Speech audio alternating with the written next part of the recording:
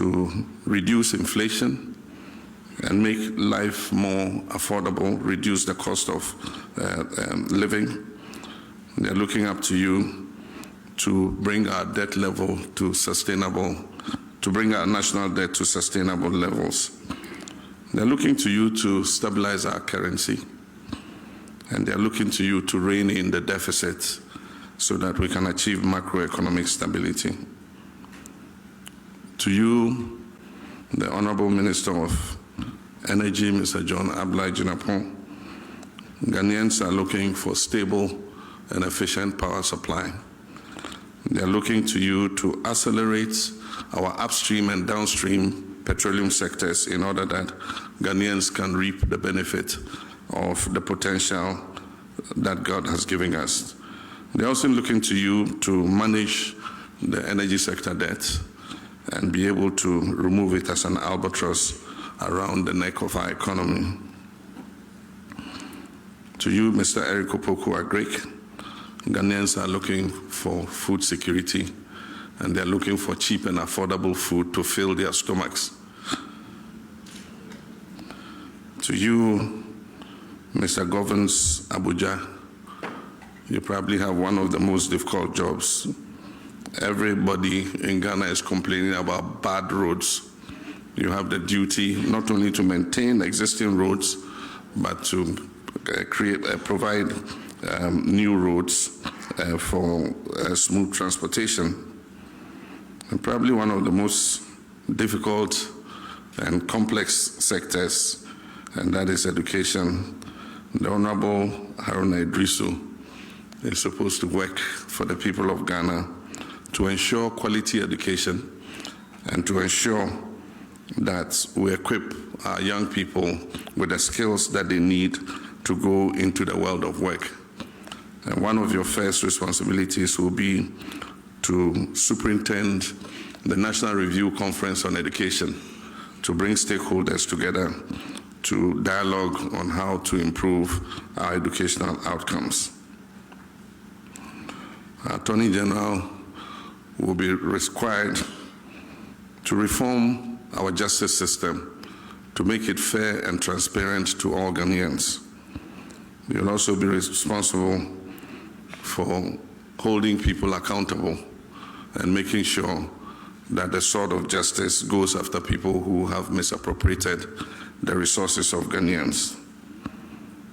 One of the major tasks you'd have to undertake is to shepherd the National Constitutional Validation Conference in order that we can begin amendment of our Constitution to make it a living document for the future.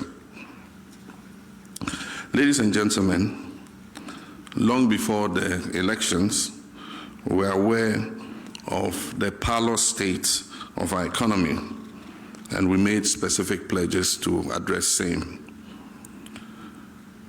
The energy sector is also riddled with many hydra-headed problems, threatening its very survival.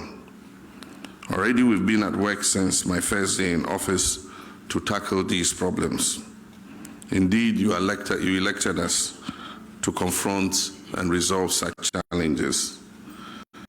As you may all be aware, the previous government did not work to ensure the smooth running of the energy sector by neglecting to arrange enough fuel to power our thermal plants. This was important because of the known scheduled maintenance work that was to take place on the West African gas pipeline, which is responsible for bringing in significant gas for the thermal plants that we have in our Eastern Enclave. Through determined efforts, I can report that we have now averted the looming threat of power outages.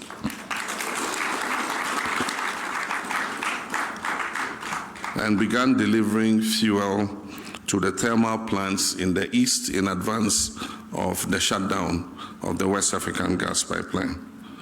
And Honorable Jinapo, I want to congratulate you for working very hard.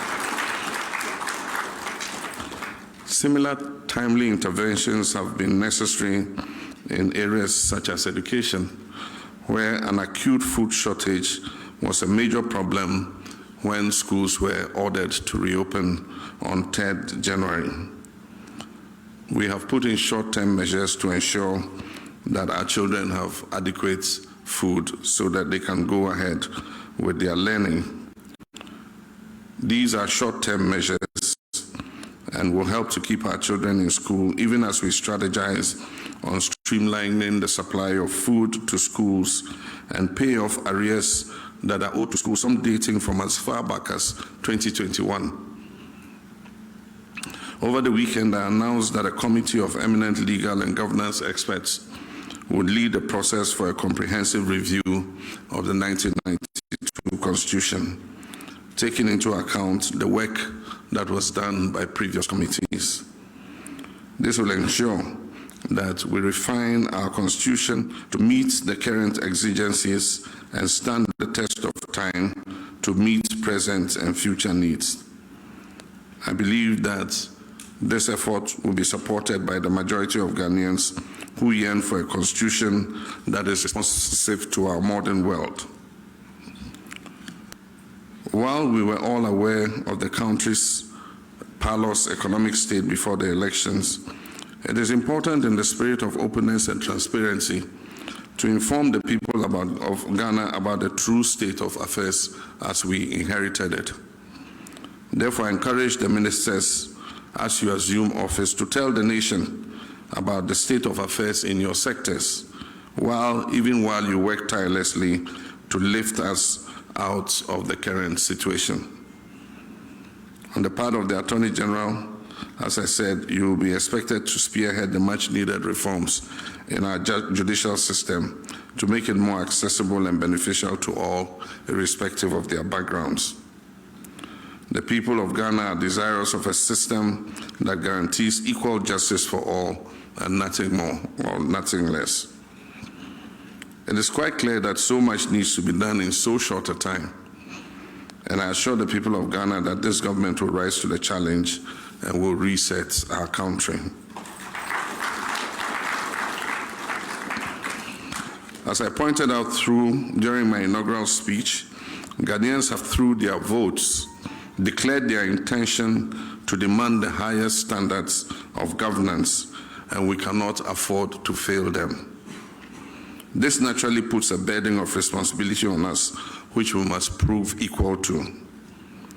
Ghanaians have shown that the days of tolerance for disrespectful gaslighting by government officials are well and truly over. They will take firm action as they deem fit to punish any administration that takes them for granted.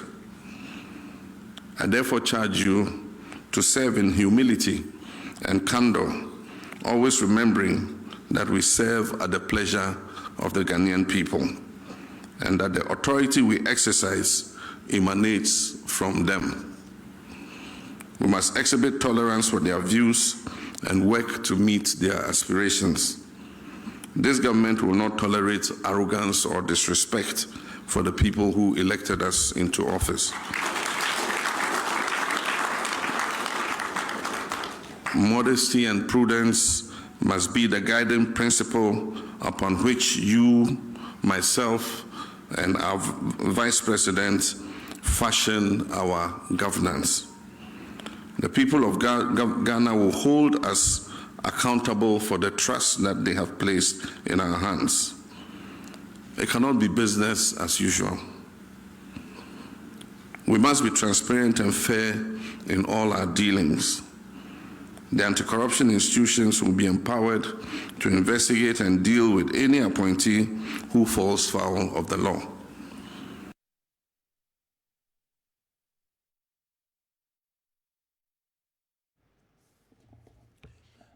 Yeah, amani share yama munyina ajo Kessben television so eni ebraso se enwumre so yetrasie the punch dwumadi ene de ebrewo na ensemafa Ghana manyosem ho de edru yawada ana enwumre se ya na esi nkonwa ne ene mo bedi nkomo na ne ma esi wo ye memfa Ghana me amanyosem no ebiebie ni nyina so akyerew sebe ya obia nso a wonso utie ye no wetimi enso ahwebie efi sabre kobo nondu ene entra na ensem hodo ya esi o memu ne yemfa ni nyina enso mrɛ me de Kofi Appiah metem de ma lawyer Ohene Amankwa Jan na enne ya wo ya yatrase ya wonsem ka Amampanis Excellency John Dramani Mahama say abemu asoafo ya pa omono bebe na converting committee anim ama yagibia tom ebi so nam kwan mu a omo eba na ensia ya edikan age omo atomo no enura omo eswai ahyere omo adwuma eda omo animu a omo be de amaga na men so omo konkoden na omo tumi adwuma pa emu amaga na men to fa na to pemfra sa asoafo nsien Dr. Kessel Atoforsen oda be he omo esikasem so afei oniyanfo Jonjinapo wono ene soafo a obehwe enyinamoden ene petrol ho ensem so Saroso na bale ya pani Dominic Ayene afei afoforo yense ka ho ye haradusu ya one soafo a obehwe omesua so governs Kwame Agboja wono ne soafo obehwe akwan ene akwantempon eso ena afei oniyanfo Eric Opoku ono so ye soafo we kwadwuma ne aduane sem so ensien ena enura omo swaye no aka kire omse adwuma no so catch ato forcing say ato Ghana for hwe kwan say inflation si de esi to ne mabuo mo basahare so no obeye na etimi aba efomo na afei obi kope busian so a esi ho ye da ho no eno so ebetimi aba foma Ghana for ho ahare wo mo o catch John Jinapo say John won so enyinamode won sem nyina ada so Ghana for so mo mpedum so bio enti ubei de o so obeye bi adum so ya be Ghana for ntam kese no yehu bi Ghana mebu bi mu no onso hye ho adwuma Dominic Ayene ye soafo behwe atentene society abale apani ono so ka bi kire so onso bei o mai mra de ona obedi animu constitutional review ya memra constitution o se sakra mu ni nyina ona obedi animu ni ayi ni nyina haruna dus was haruna Ghana engumesua de tutu na se onti bisro o bei free basic eco secondary school edikosua pomu nyina kwan befa so a engumesua pa ehun hye pa betumpon no omode asa obei oba behwe no atoto ni nyina so pepepe okacha rekopoku se Jarek Ghana kwadwuma aduane sem nyina won so na sawonsa ti won so adwuma ede ama wo no enyemo keto akra o se Gavins Kwame Agboja wo adwuma ne de eso papa bi se Ghana fo obia se ne kwanye de obia ka akwanye de a ene adesoa amanfo ebebo suje tregu so se be yomo kwan ma wo no enya agro nti nipa nsia wei ena mampani mum sai Kessel Atoforsen ena si wo mo anemu da mampani ase se mampani ye no na tra opposition ye hu sede na Ghana fo so a omusu ye ma ne ye to aba wadi nkunimu aba enti ya bai ye sha wo boss ye ma won sansi fom ye beboa ama mamutumi ye de ama wo no wo so tuma ye nhye pa ma Ghana fo eto aba ma wo no ankoba so ombenu wo ho na emomo hunu se ye tumi hye wo de endi samanyeku sa mo bae no matimi aye adwuma pa ye beboa Ghana men koso yenko tie Dr. Kessel Atoforsen e bra wo si ni nuanu anemu na oda amampani ase no The Republic of Ghana, Your Excellency the Vice President, Chief of Staff and senior officials at the Presidency, colleagues, let me on behalf of my colleagues thank His Excellency the President for the honor done us in nominating us to represent you as Ministers of State. Mr. President, we have been with you throughout your days in opposition. We have witnessed the misgovernance and misrule of the previous administration. We've learned, indeed, that Ghanaians will not tolerate such misgovernance any longer. We've taken a cue from what you've just told us. We want to assure you that we'll serve and serve in such a way to make you the best president in the Fourth Republic. Mr. President, we are also aware of the state of the Ghanaian economy, the state of our energy sector, the state of our justice system, the agriculture sector, and indeed the education sector. We want to assure you that whilst we start work today, we will begin the process to reset the country together with you and your team. We thank you so much for the honor done us and will not let you down. Thank you.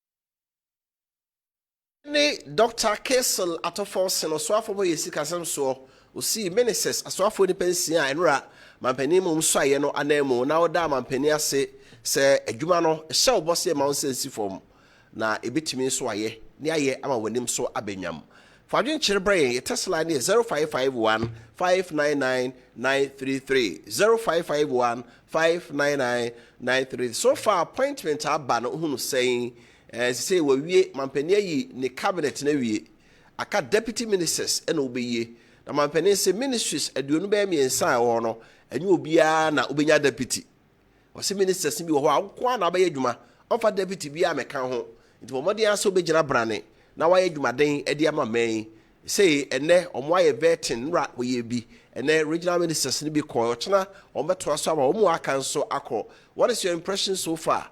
Ministers ayabo mudin ene omo makwa omo so aye no hunu se penese agoro no beso a ifra no padwa so beba ifra no pa se na mampani asase nipa wa assemble omo we no ne wo mu a opeso no omo ye adwuma wo se bi ko yi ana ye kono ye kotie gender minister ono so nsem o kan ya ne ebinom ani gye ho bi so kyese ehwe nie o se obe advocate na obe stress ke be ya maternity leave oba eye adwuma no okowo a kema no ntrefia abosum nsia na ohwe akwara no nu ba bi ansa na oba adwuma afi paternity leave agyanom nso no oyire wo a na nka nso atra ne nkyɛn kakra ya ma oba bosum ya na bosum mienu bi sɛ wo nso fatra oba ne nkyɛn na ɔsɛ mema no ye mo saa paternity leave ombe ye adwuma no ometra ma ne nkyɛn so mu na mema ne gi saa paternity leave na wo mo fa ye adwuma no bɔkɔ akɔnante ba bi yenkotie general minister so de ɔkae.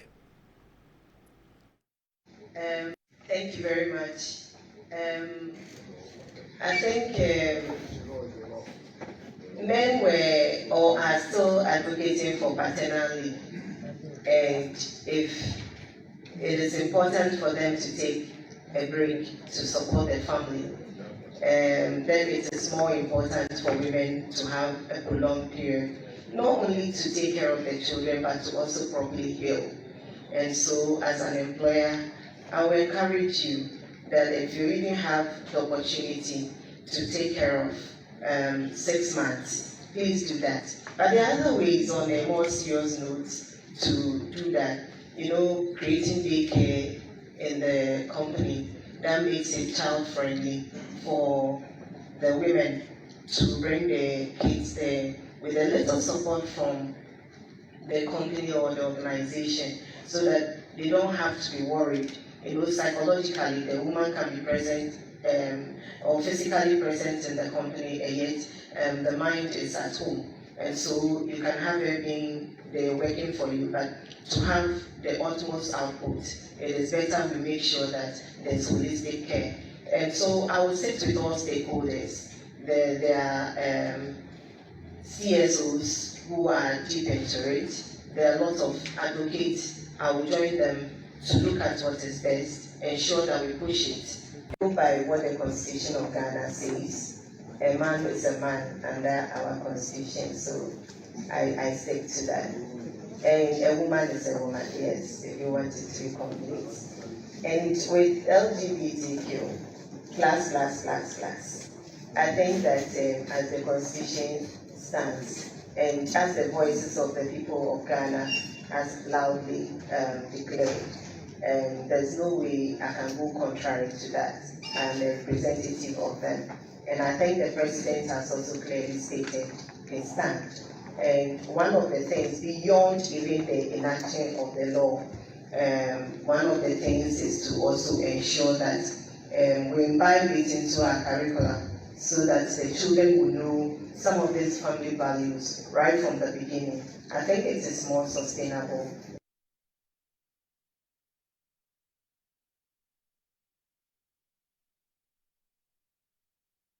Where a mom of Fran, one will hear a more, and was it some ye SO Gender, Children and Social Protection Minister Agnes Namu Lati, or also ne or Kasaye, say a mark of maternal leave, and maternity leave, a man super paternal or paternity leave. Now, me money the more. On better fiasum or mere no more maumu, and answer saying, I bear my bit me akwe juma, na ogusora a support na oboa na yira wawo e wo fie amaye afi ombusa no bibi fa anti LGBTQI+ embra no so Ghana your constitution was see the makwan so oba be ware oba na be ma be ware be ma na Ghana social values said the enim no Christopher mpe kremom mpe na nanom som so ay kremu dada so omo mpede a e ade a e wo se kyerɛkyerɛ na ade a mo mpe no gidi se no a e na aban ede ebeye adwuma so yi gender minister Agnes na momolate ono so koye de okaye ebi no afi ye post election violence ye to aba wi a e kyerɛ nsɛm bebre afi de hyasentem kra ye to aba no wie na kye kra e na basabasɛ TSA we mo makubu MMD bi sto ani esesemu niema yakoha yakogiwe yafaha yakogiwe e na ye kasai NPP amanyoko wo mo second vice chairman owura Omari Wade kyerɛ sɛ ɔno ane ka akro toye no nipa bi aba abahia na beje kan sɛ ya ban ejapade na post election violence call parliament no mahadwafo no mu achemi no they are divided NDC for the omoka NPP for so e wo the omo eka enso efa ho. What is the way forward? See a trouble we are transition no mood here. Very smoothly. A bright electoral commission declare results no a juada.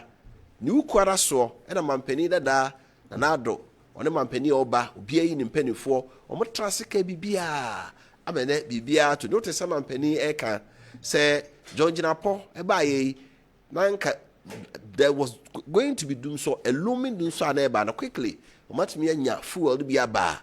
Dum sono nya de bebanti transition emu de ekọ boko ne mum party na chitafo no eho enanse mebre sisi ya ete se hey esuwe mu akọ ha kwagiwe we akọ akọgi kotro mra hye wedwam na nya agro enura bantama mra hye bjani no abo Francis Asenso Boache wakasa ho ema majority for also ka say da bi kwa no tum na sem na ka ne ka moso de esi bire bi atwamu a enka otumi me ka say ye NDC for ene yes ade men kwa send what we want send mark and test line 0551 599 933 0551 599 933 and no and our simbi I will be able to me for swaba na ya kenkan enso ede amount ebejo for na no mudi dwumen Kwame Etua Patrick Asante Regional Director of Students Affairs and Elections for NDC say the cabinet now for more and then maybe say say see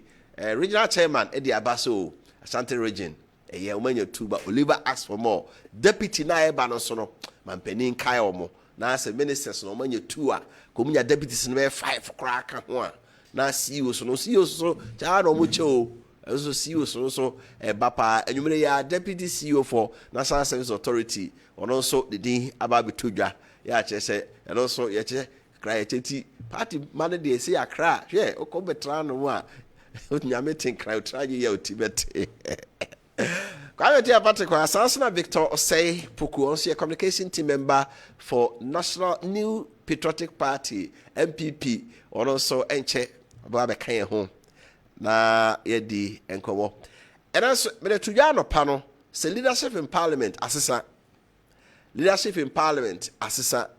can a majority leader Dr. Kislato Forsen na be de chiri mano amakufi boa na I say omienu nyina akoye ministers atofo finance minister mano amakufi boa lands and natural resource minister enti anopa me de tudwa ne no anso na aba say honorable Mahama Yarga MP for Boko Central ona sabre o majority leader obesi Crystal at force ya name na be de chiri honorable Richard Hagen ono nso ena oba be na be de chiri ena akohwe no nso a omo whip majority whip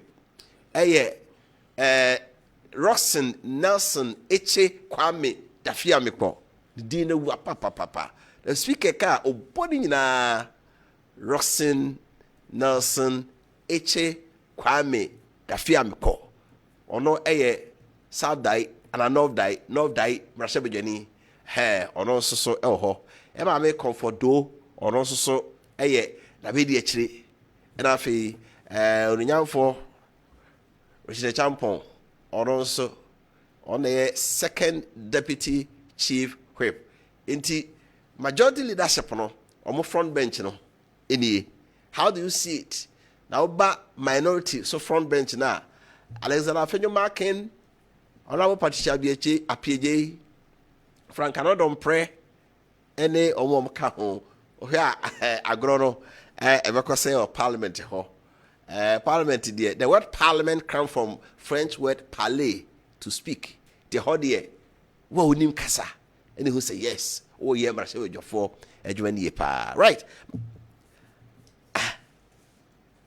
And he say ministers no go so more approval more na the bepia the bia no say no hwe no ministers na he say omo aba no omo mfoni e na o hwe no yama mi go mashi Ahmed Ibrahim, local government minister, and afi against na mo lati say me kai no Elizabeth Jare for trade and industry, and also Pablo George Opariado, Minister for Employment, Jobs and Labor.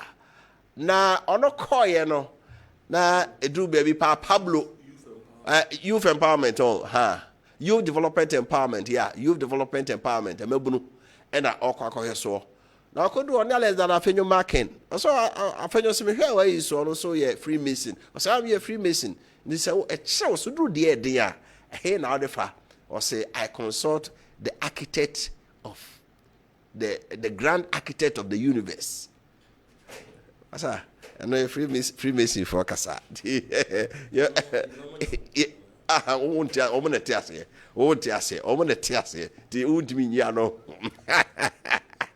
Do baby, Asa, opposition, the open opposition, no, Massa, over your back, to try, Massa, Monton Boise, Ate, Monton Boise, agrono umudi mesa kusia ndi ombanu afo to be na efe but ye di amanyosem akiri no also obi ate ase se jojo wo kan wadwen na nsema kan wadwen edu abato so Ghana fo du nkokrum ti akire o mo adwen na de o mekase emfama no e de ama no ka enye ntokwa kra boko ni asesa tumi no ye pese o mo teso aso to aso a na ya ma o mato aso na ye kwedi ma mmere fie na ye hyase na ye ni nkomo kwa me tia Patrick atrasi sanso na se no kan no Victor Osepoku enso e wa ha ye ni gwatia akaba ofa mejoso na ho ye de ade achin de na asida ne de manyankopo akwa bi o se enye kra hwan ne go complain a kire no oh sa see the why na about ti obi abe complain a kire no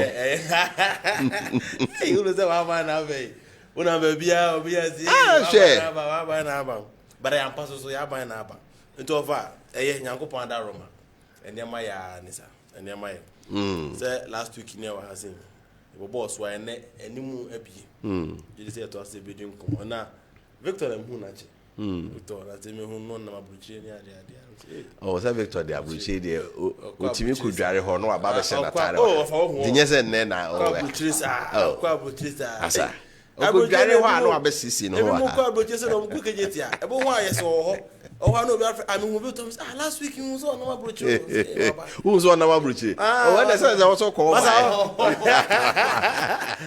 kwa o da bu de o kwa o bag no ubie nchen no ma shemu na meko what I say o pay you guys say akwa bruchi na ba we boga say o bag okay no just on like that okay right let's go akaba na ho ye de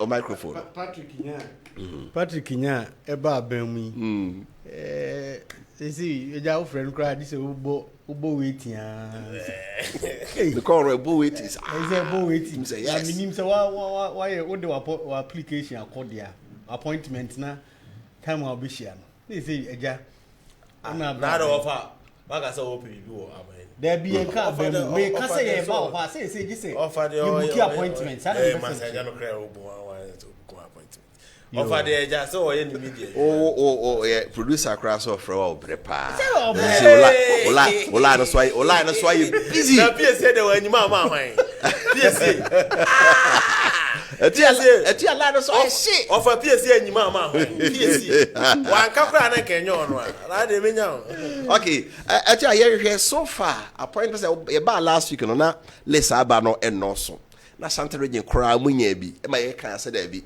de MPP Ashanti region vote samode ma panin ne de onya hu bibi na mo communication director so aka so protocols bi beba it after kweside no e be after kweside na mo so no 2 cabinet ministers in a person honorable Muntaka Barak ya no obeye so afọ obehwe ye fisem na amanwe ho nsem so minister of interior and afura Kenneth Gilbert AJ ono so be so afọ obehwe abanwuma adansi ne nsu aso eno ne yada CEOs ne ade aban so far are you satisfied? Well, my mensancha obi na mencha Victor na mencha abusanfo na obi a ohwe bia mencha party for offer abana na ekuso a yes we are still forming the government this year ade chia akwa bizi adwuma na yeche ni sin ade chia beti we say obechi we say sa pepe na aban bia ba ehia ma se ohyehe nipa ono ombebu man na owia afi amamu na koso no kre ohwe nipa president Kufa Dubai president Anado Dubai president Mahama ba we you omo a wodi on compare na Anado de na wate so kra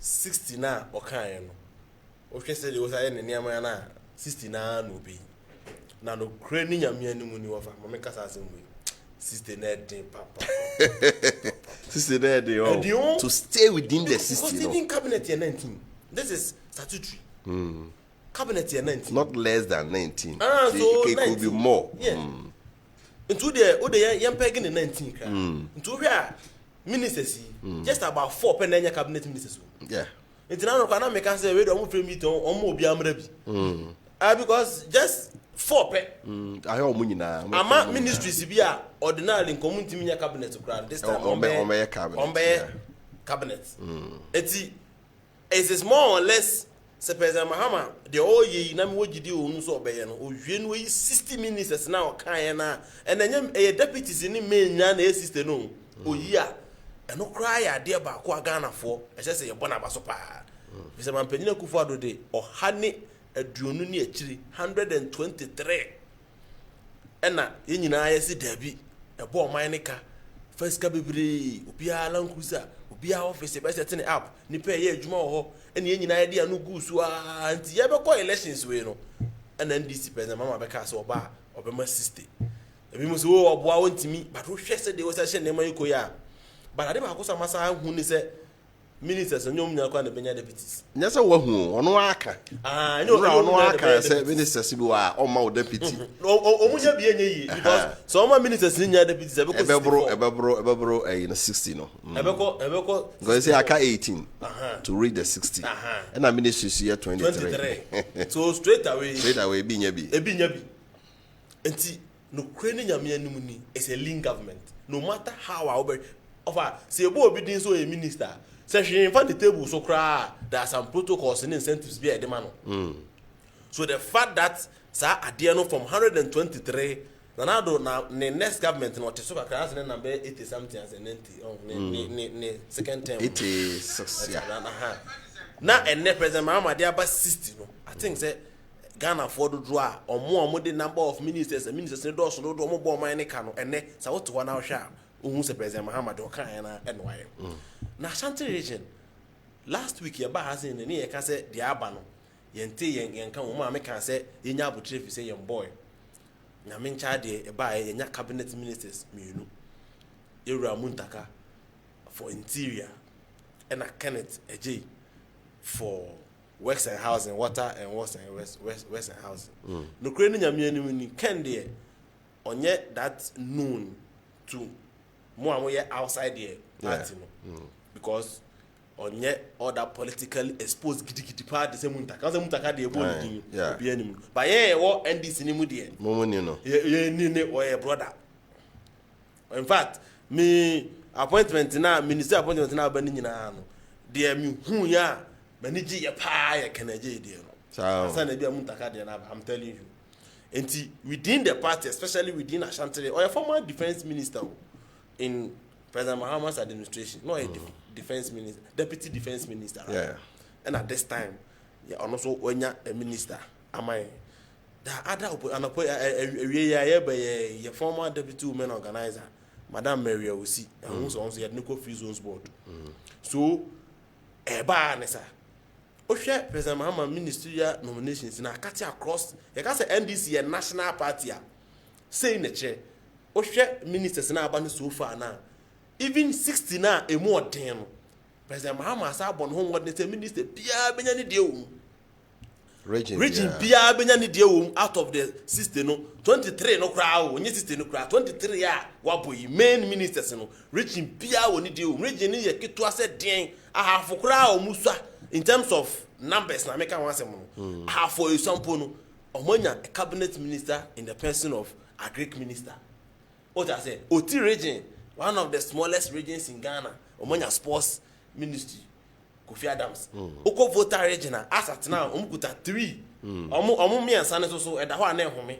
Foreign affairs, road, ansa na mame tourism so event creative arts and so abeka ho. Enti you can see say central region there na just omu there ataji. Omu so at then all the fellas kan ho na omu so about 3. So obia na 22211. Omu course ro kakra 3. So I think that President Mahama again was also a chairman as to be as to region BM as to speaker. There's a minister, no matter the size of the region, there's a representation. And as I said, the number of ministers in Iowa, almost all the ministers are cabinet ministers. So we share no more din koma a Ghana in Asia, a cut across, and that is very significant. I think say a see in Iowa President Mahama Abaso say what my yes because there was a time not half a region. Michelle or Hinibi or no complaining say Western region or Hinibi no complaining bitterly say look at Western region that way any cabinet minister and another and I know more call say Richard Foba yen show or more some region is so for President Mahama and the NDC to make sure say at least region behind your ministers 20th minister no for me it's a positive thing for us deputy ministers in there I can be spread around. But even before the deputy ministers in Krabebano and ne region behind ne the echo. CEO so ba neighbor. Of course, the be offer a bar, what's ya? A bear on one cry. I won't say CEO no so. But when your mark can say, man penny pagana for so no one can say 60 na offer being count because as a man will funo. What is who on one chrome bolle, so I my minister. O me kase Ghanaians I'm sorry. You are not to first 16 yet. No for being can home. Sana no mope. I had to say has in the kotoko na kotoko fo coach no. Afre has to for assistant coach no ka chen senti. Mo number 9 he say I will say go so. Mu nyini film. Ebi na afenjo mark yen no. Okay. What I say. MPP for empire no mo bo nyina ne senke betena hen. Na ka John Muhammad 360 no. Nanka press conference in chenche afanya makin ya onu na e ka se wono anka be ya press conference no na nko abeka yanka se ndisi fo nka no kre yanka se tumi o mu pentia e na omo hu sa ade na papa no din a din nyina achi no wasi nkete se 60 na na ode be e na afa de o di afanya makin with all due respect to you what to fupa but yemfa apama ya ne Ghana for the social contract we have with Ghanaians and in share ne Ghana for one say ye be ministers aduosia eno a ne yegina so yi eno aso ne yi ye me pa Ghana for cho ene enka ye ne Ghana for nka bibia do mo she ehwe se ebe ye no eno a ne yae voter region incident na esi ye sometimes minim nipa bi wo ho a mo ye misinformed because government ya ye form is here so far as at now first deputy speaker in parliament is from the voter region as at now me no ka say majority people no a free Kwame Agboja from voter region again strategically a circle voter region. What I say, you answer foreign affairs, road ministry, creative art. The animal where minister I can say no go.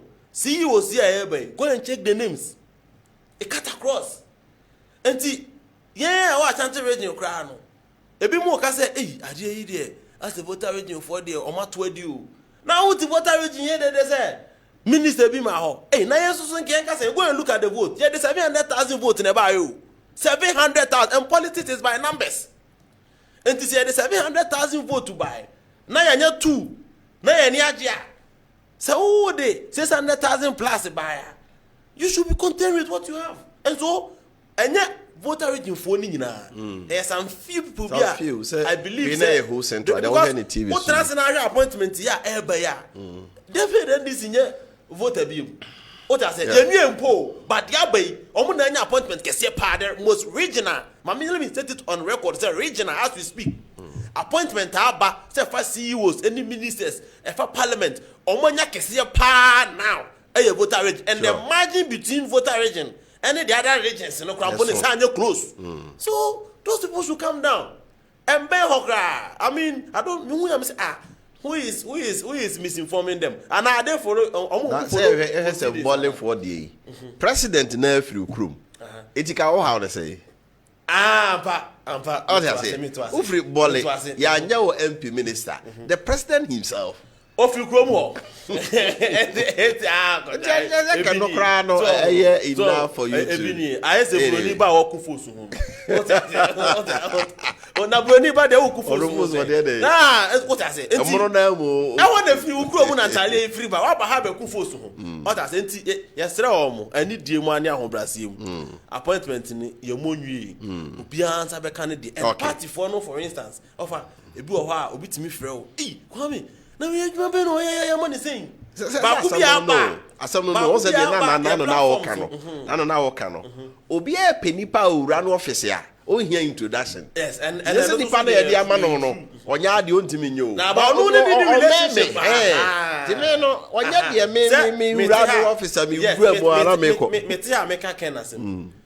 Obi me ko di ken ho nkomo obe. Do ka chan say o kwame de oben nti na okasa enim no kra enti omo complaining no enye nipa ne competence o I say mama use Randy Abide ne nyezam but this say Randy for Cocoa Board me use one anya a lot of criticism so menya omo letter Cocoa Board for no omo ye pro MP NDC no e dey aba say past experience nti no ka Randy di omo mpe no dabi and I almost say better na Cocoa Board wey ni pa man you see sometimes let's go the spade who say Cocoa Board dey na muram offer them better than me see this young one. Mako tamale 9 times. Mako damon go 11 times. Drive ko ba ko bra na hwe the risk I wom. Wo se ho obi akwaji 2 million ba be chere say wona be chere do mla Cocoa. Sometimes let's go the spade. President Mahama making appointment and it's final. Who to Cocoa Board to a condition mu say who na the party na na na mura mu drive and admit drive 14 hours continuous them to stay 14 hours. Na pa ya kron papa wa ne ba ya edin to ho twen anya abotra papa ne se o hye ne niam wo tie condition mu ye wadwuma jo salary say wo na be kire nipa onye CU those people should omu na abotra kwa na o ma ye buanfu President Mahama has made his appointment oye party ni a dey say oye ne say wo di akomapa ene anigye e support no because eye wo ye den a e bebo obi di an nimu no ye party fo nya afa me amete ya me say de bia na atu party fo nya na minimu dawe enya obi na be nimu no e na de no so e dey say obi ti ase ne say wu ni papa akofo Cocoa Board si wo ntimi nya wadamfo GMPC nya wadamfo free zones nya wadamfo obi anya wadamfo ade na sa enti e den a obenya ba ku bia e be won na no ye EPA e bai atadwi matedene come here my sister ene di EP amano eti ano no say na mekura minim se minim agudu sasa unum agudu akie popo asa no sem sisa wo me dem ho twa me ho sa what I say enti wo de ba you na was one limit hu to ba hu ntimi nka say ya bia so ba bia be obi ebo ni din bia so ye wadanfo na onim ho wo yes ah wo be creative no ma wa ho so please abotre party for no let's all calm down again appointment na dosun see wo si kra ye kan ye mbo 20% kra o see wo si edi nkomo ya ye see wo si bai 20% kra mai so please let's calm down na ye nyina ye fa koma panta papa na chi na resetting Ghana na esi ani so si ye be no ye nyina ye stay focus na ye nye ye ka Cocoa Board asema no obi send them say omo kasa no it is because omu share around that because I was share no one on one kra da ka ba hu say oye nipa mama kan sa o ta say na oye later former administration ni ba ya ye boni din for gender offer so run the dey kra dey hu hwi your platform so coalition for against oye later ni omo te but mama ni ba gender ministry no Tama all free hono. Na ye woman organizers bia or hwe me wo ha across the country bia say ma me ne na be ye school feeding ya mo manya fa so. And baby obewura ene bia no bia ka say na oye later buy no. She was able to transform that ministry. Okay. Enti sa ade say obi firi hin na obi firi hin ne de of anya party fo nyina na anim wo. And me de man no si no of aye yet hwa na yet say ye magic cars ne nchema consensus. Of a car na ye de buy no na nye you kai kwa na ne tire do na you tia rubber mo am ko fire content for mu tia rubber she ho mu dan $245,000 e be $50,000 and the chairman 275 e bi nya 2 asante rate nya ba bia na suspect say you wait magic seat no ya ma me bela so ya enso so e ko 19 mu say nya bi de be ka mo ho content bi ha tia rubber pick up 2 na saka na nkofo contribute to here no. Oh, person Jesus uncle for no, they don't deserve to get something. Enti edu me bia yenti ne ma bia se. Na ye nyina ye follow ni onko obia de ombia. Ne sabeka. That's Kwame Appiah Patrick no. Oso ono nya ne de. Hey, offer. Yes, I okay. Higher the point. Ni pe hwe me pa cho President Mahama na pamfo my appointment man. Enti me wo mu say me defended here now so wow appointment there man but me was strong believe say udie bia you but don't say me panic bia ni me that yes Victor Victor akwaba bio so far Victor say that me not in chair hunu mu ye pa o had 2 weeks appointment ya bay ene said there unua no mu bi ka say baby a we kuri ni ade a hunu say yes say free ministries no na fe see us the trust nyina so far of an edikan mamenchia ahwefo a omohwe party for the general secretary to your regional executives any bra penny chairman of the Wofa Kofi Appiah ono so yemfa nchia so nkomo no ai kuka busu penny yenchia no ono de na ebusua o na baby obi anso yemfa nyame nhyira no ene mi constituency in Suta Kwama people so for so okay me gidi said the punch there one of the programs are omohwe party ma menchia ye in Suta Kwama people so constituency and then so na me di me last born di ne 4th birthday nti ma me fa konya so na me wishing all the best of for last born yes okay o fa bi nkan obi o me nye sure sir me nye sure and oti regional minister okoye ebusa no say ne mayedu 10 and honorable Patrick abu abusa say 10 na official na say unofficial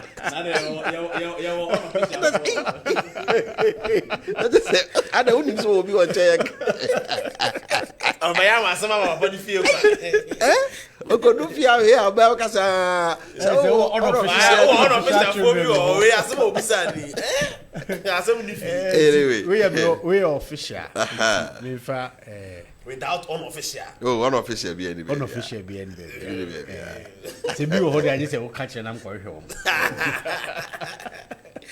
iti me wish you all the best Lady Brina ama doma osepuko with neto me maame nso nti wo ye maame na offer ni gidi say appointment a o mampani aye so far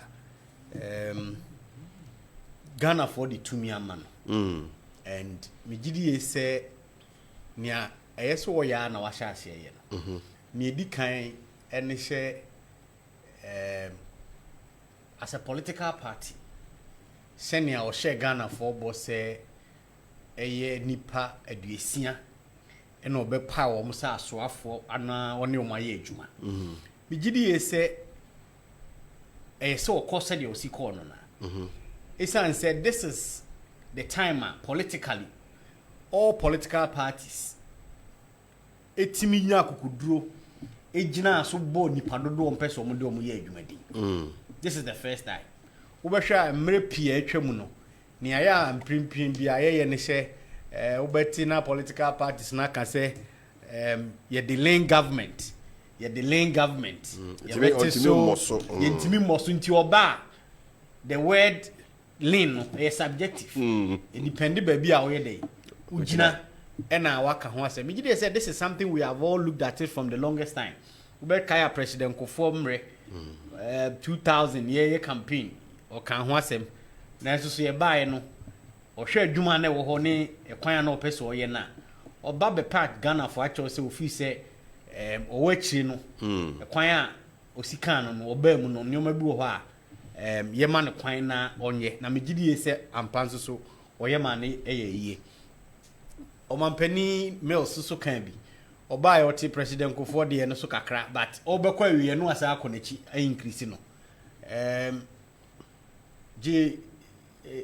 omampani Mahama so bae the same thing onu so increase no to another level na chain ya onu so ba beto ye no so as politicians na akwa baba no omampani na Nana Dankwa Akufo-Addo bae the first time I think say almost everybody talked about it but uni me ya adwen say see the assessment pa so ade aya ne 4 years I did card man and the ministers no. Nobody can tell me said that 4 years na dwuma mo ye na so any. Everybody will tell you say fair to amamu na the 4 years of Nana Dankwa Akufo-Addo 2017 to 2020.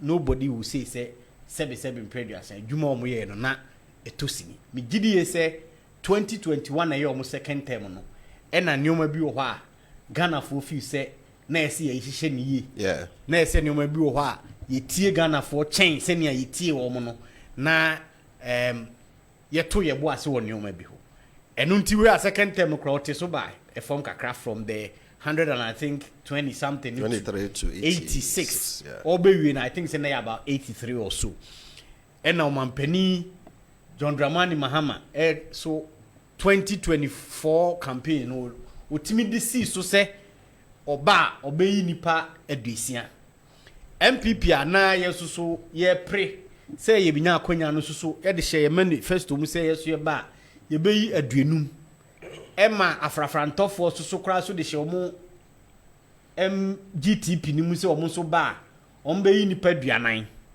I remember one of the other candidates, I think Chada, in one of the presentations, also will be I think 19 ministries or 30 ministries or something. I've forgotten exactly what he meant. Tinana Mekakosini said, "This is election, sir. Political parties not timia could draw the number on before they are to. And so now me feel says ye see a bua memona ye de no credit and the NDC has no option than to go by what they said.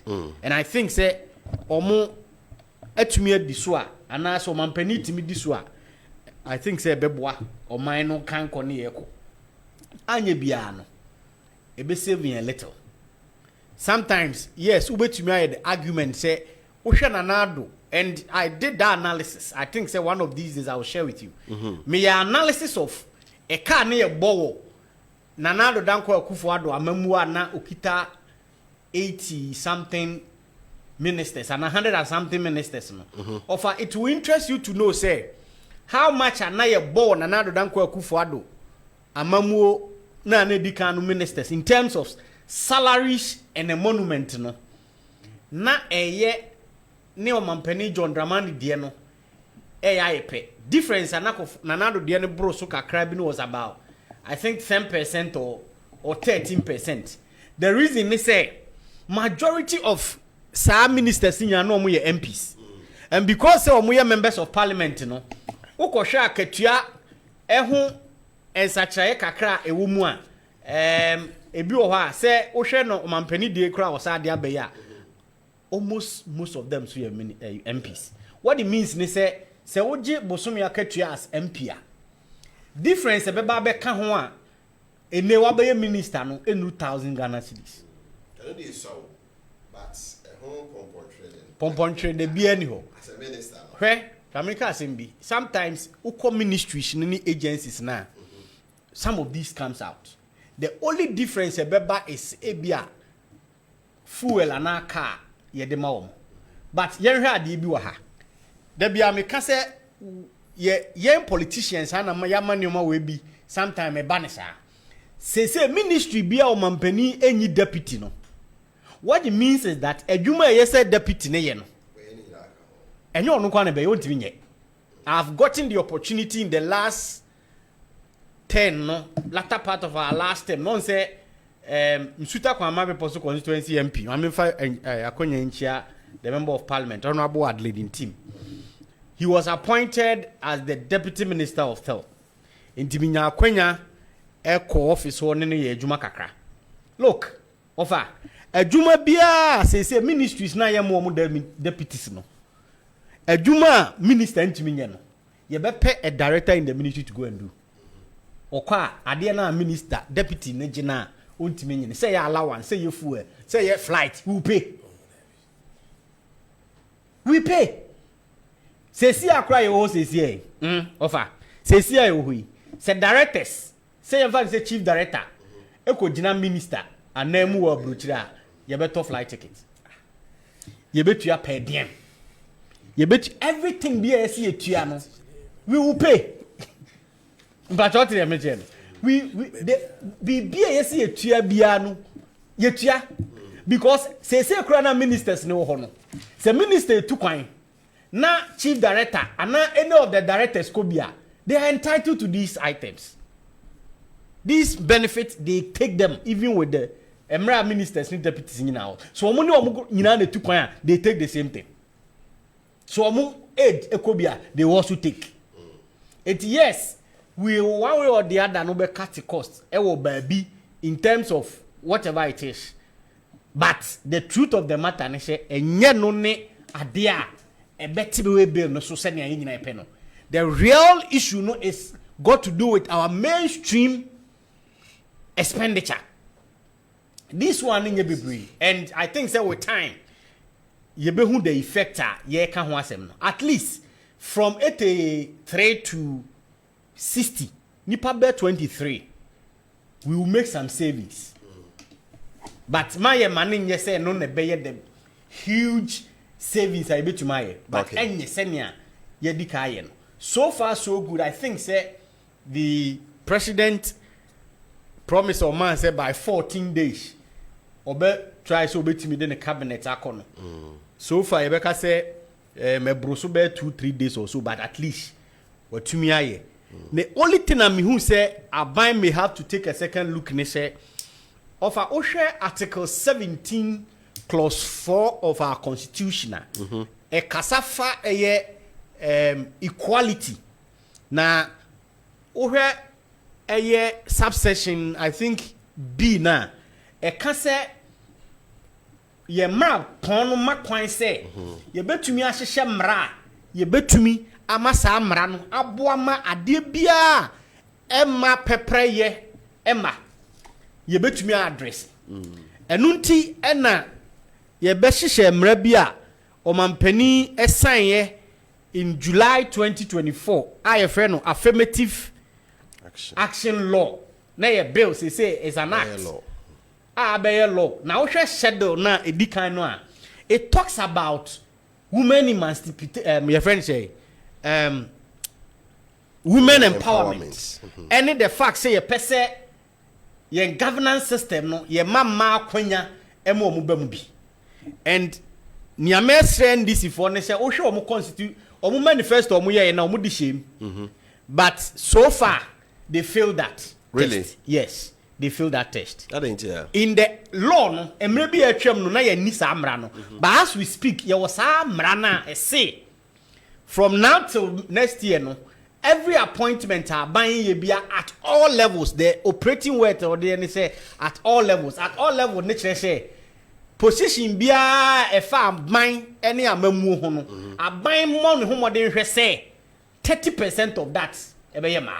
You say we have appointment so far abaya appointment of 42 ema abamu ye nson 7 that gives us about 16% in terms of ministerial appointments. Okay, so in that score no there I think say omampani has failed it no ye best say in the subsequent appointment no because you say ye we ministerial positions no and say e ka se ne mra ne kire no say appointment bia o mampani ya na say at all levels there say ultimate income ministers ni deputy ministers in mum kan ba no committee yeah because you know say you committee you know say when we say at all levels a minister of state any deputy minister yet the same and yeah about so the can be about equality. Yes, in law no equality is equity. It's all here in terms of equity. See I already have parliament you're higher 276 a matter was saying a call parliament it is always a president a ye to do no free parliament na ekoye man bebria that will not be equitable. Because when you free parliament, it seems to be almost 20. Offer. Me parliamentarian. Omo na question ran. And almost 30% should be female. But you agree with the argument now? I don't. Didn't I mean agree to say the constitution in Casa Mampanin fan in Crawford in free parliament. He said majority of them. Majority, so it means Omo can if you want to your Mampanin episode this one. It means Omo will fair free abonteno. You can ensure say mabebem. So I think that shouldn't be the your friend is saying the argument at all. Because CSA as of mine and until you wasted time. Yes, I'm right. And I'm would you to say I'm right. A koto ho president ko form reso yentimi am pass it. And a mills time as I call back yentimi anye. President Mahama Mreso affirmative action law bill ekoye yentimi even a Akufo-Addo tell me no first time ekoye yentimi anye. And yes I reintroduce in 2021 and nyame adom July of last year need to be pass here na beyemra. We should all try as much as possible because see the some excuses we bar it means say 50-50 now in the act no social act anymore. I say we should do 50-50 by 2027. Me saying law no equality is equity no. It says always senior high school sir. Yes. When him say Emma ewo SHS do so chairman. Sure. He say almost new senior high school class almost see mad the more. He say Emma do so second senior high school chairman. But in terms of percentage, you know, the total population who there is equity. It's a percentage, you know, a man is 51%, and a man is 49. To what they no better to SHS one. It just say SHS a mad also chairman. To my provided SHS schools a mad more womb a chairman. The way numbers there mad also chairman. But where in terms of percentage of the population now, it has become equitable. So that's it. The strict numbers, but the equity aspect no say ye call parliament. Yes, man penny minister do no free parliament. Now man call parliament ni 30 kra. Ni o member be 240. Na ye call man 30%. Na e ko bi so no say over. Remember you ask about over. Over. The question is that see, yes, you man majority of ministers in free parliament. Say man, still a man be home in opposition. The basic, and if you read the constitution, the basic qualification for a minister is that you should be an MP. That's the basic qualification in the constitution. Say a minister of state. In then the qualification is. I do be on your MP to be a minister. The law says to be a minister of state, you should qualify to be an MP. Exactly. Qualification. So it means that so long as you are an MP, you should qualify to be an MP. Yeah. And then I'm vetting. I was saying I am looking at it and I'm going to write on this thing. Say Omampeni bo bidin say onkodi minister. No MP, there is no need for that vetting. Seriously, it's a waste of our time. No, because of the questions I say normal thing be one. A waste of our time because airtime na mode ya dey na a waste of it because it was say let's say when so qualifies to the MP sane to abama no so what the need exactly and a constitution onye MP dey say better exactly you all kai to is it 1996 or 92 Spugabra that's say no voter ID card. I agree. Same thing I make say we share constitutional qualification now ye dey ato say ubetimi the minister now or say just say who you be who qualifies as the MP. So and some why a minister. Once the person becomes an it is any one that MP. I was satisfied that qualification to be a member of parliament. And to me, who here say, I don't think it was Pugabra, but it was another person who made the name. And because I see a boni didn't say Uncle di what do you call it? Minister. Yeah. But could do honor umbusa now voter ID card. Na say no nye registered voter. No dear, say nipa no nye MPD a. We just say what say ehwim. Nye hu say qualification, but see when the crowd tell me nyina hu say qualified MP. That's what we qualification. Exactly. I mean no, especially where asama wa kan nyina no, dem no ya adwen. Di aka nyina na nya. Every said obi ti say how na do so. Whatever former minister, majority leader, minority leader, like what do you person who any pemu bia yini? O say your person any minister be ma. Just say some vetting na. Is it necessary? O say how na do so. Offer. Is it necessary? Well, they are constitutional requirements. That's what I'm saying. Some of these things. Because because they vetting ya or better na no. Afia you feel come. I feel come. I know crowd o man na feel simple. Eriko Poku. O kasa sa afia can say yeah you so aben I mean, so if the person qualifies no man technical question ba ko. Who's asking Koko but na be na be cost 6,500. Oh, but send me bisa because they are saying say oh no na say me be ka those no you nyan kan because enya no kwa 2 weeks pay na won sentina ya mamu ya jamo ya mamu mu ka say mamu okay let us say ya mamu honeymoon okay let us say ya mamu honeymoon no mundi honeymoon no by April no right no what I say afeduma na sha let us say for I say na do afidi ato a Kessben televisions with the punch. And our hey, Saudi DSTV channel 364, Go TV channel 121, Facebook Live via with me and Swahili. I feel matters are rising. Yeah, okay, cracker. Appointment by said now okay. Be no more jinchi you are so for home. Ibisio kekoha near the so far. Say ministers in the way, I count with deputies no. Then I walk a especially the one boy and one kind. Ewo vetting no. Do you see any hope? A bit just oh ministers and bit my age, my part. This one says that be on one anchor we near expectation we in a bit me in the way only mechanic of air. I mean, with your experience, I will work in the media. Minister operating Nipa Obo Mudin, on Kajo Mama, cabinet, on Kane Kaba. But with the experience you have in the media and the long serving of our 30 years in the space, political space, you're able to say, I'll say, yeah, we are sure we are sure you got almost 85 to 90% of them right. How? And then a prediction, you're going to meet Yakubi. John Muhammad, yes, or Senator more, someone of Ukubi. But you were able to talk to me off air and say, this is how I see it. This is how, based on your experience in the system, any knowledge, you need to know. So the point I want to make is that there can only be one education minister. But in a quest for that, you can have 5, 10 people. So one person education minister. But at the end of the day, there can only be one education minister. In this case, it's Honorable Haruna Idusu. There can only be one interior minister. In this case, Honorable Muntaka Mubarak.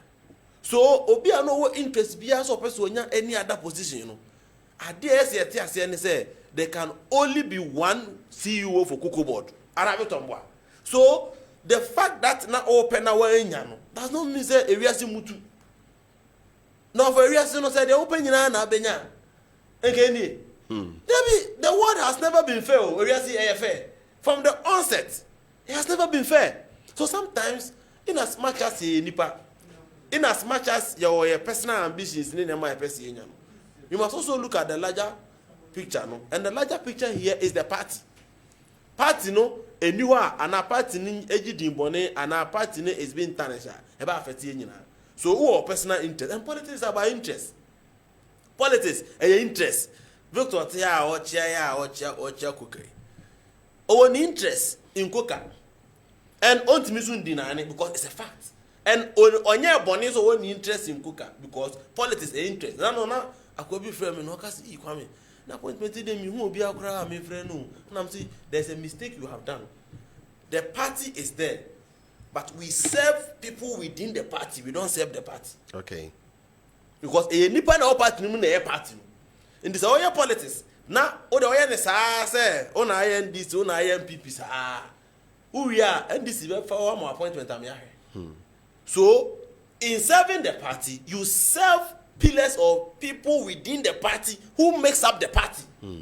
And I idea BT a lot of young men. So when you start building up, you look for somebody who will pick you. And I'm a friend godfather no. No do ako no gumu do ako to say the yami fa emu bia odi akwa oguso ade yakui.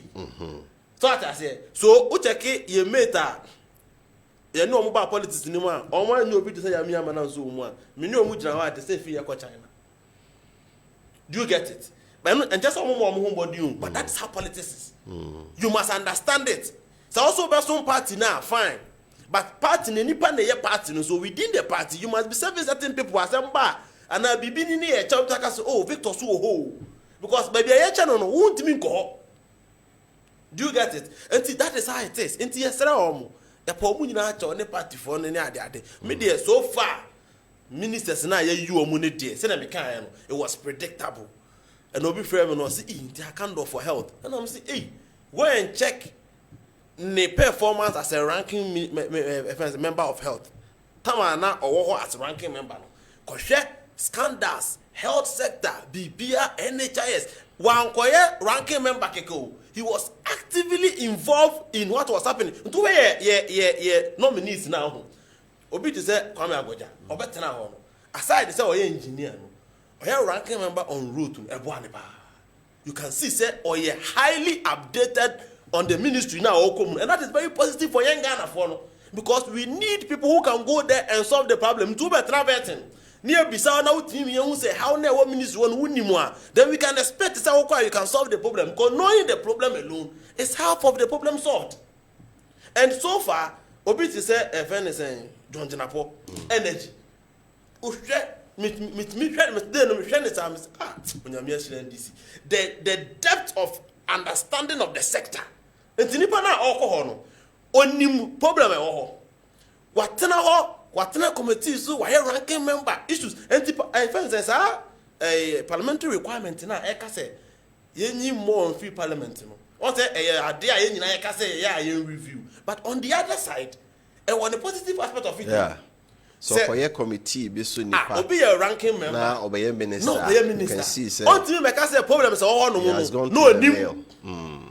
Obi a ranking member. They say Okujoto Ablakwa, foreign affairs. Perfecto. Sir. Now you Okujoto as ranking member on foreign affairs. I didn't know the power your presidential travels to me there. Oh, and but Obi to say, John Jinapo, Ato Forsen, and Agboja and. Somehow Akando. These people who say na omo area no omo be yes ranking members no omo work information about everything. But who told the foreign affairs there they know ya dey pa presidential travel. Oh no kwa na do Okujoto's ability he can go and be doing Okujoto's ability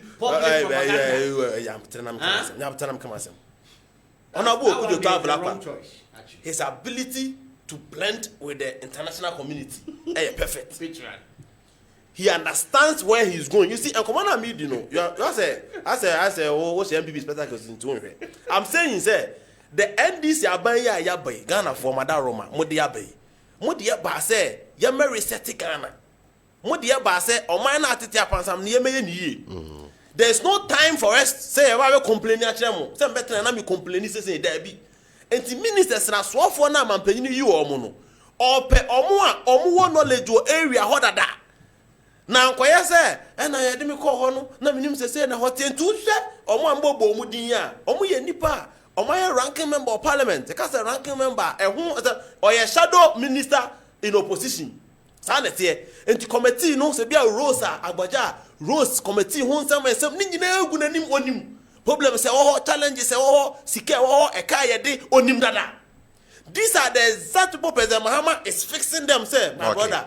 For the 8 years, for the 8 years, what this player Ghana for say, sector higher do one who knowledge about it. Issues are when you know unim, bibia unim, and there are no opportunity about them. Minya, Ghana for Tomu. That is how President Mahama, especially the ministry appointment, have been so far. So far, so good. Yeah, they are come up at our mochi.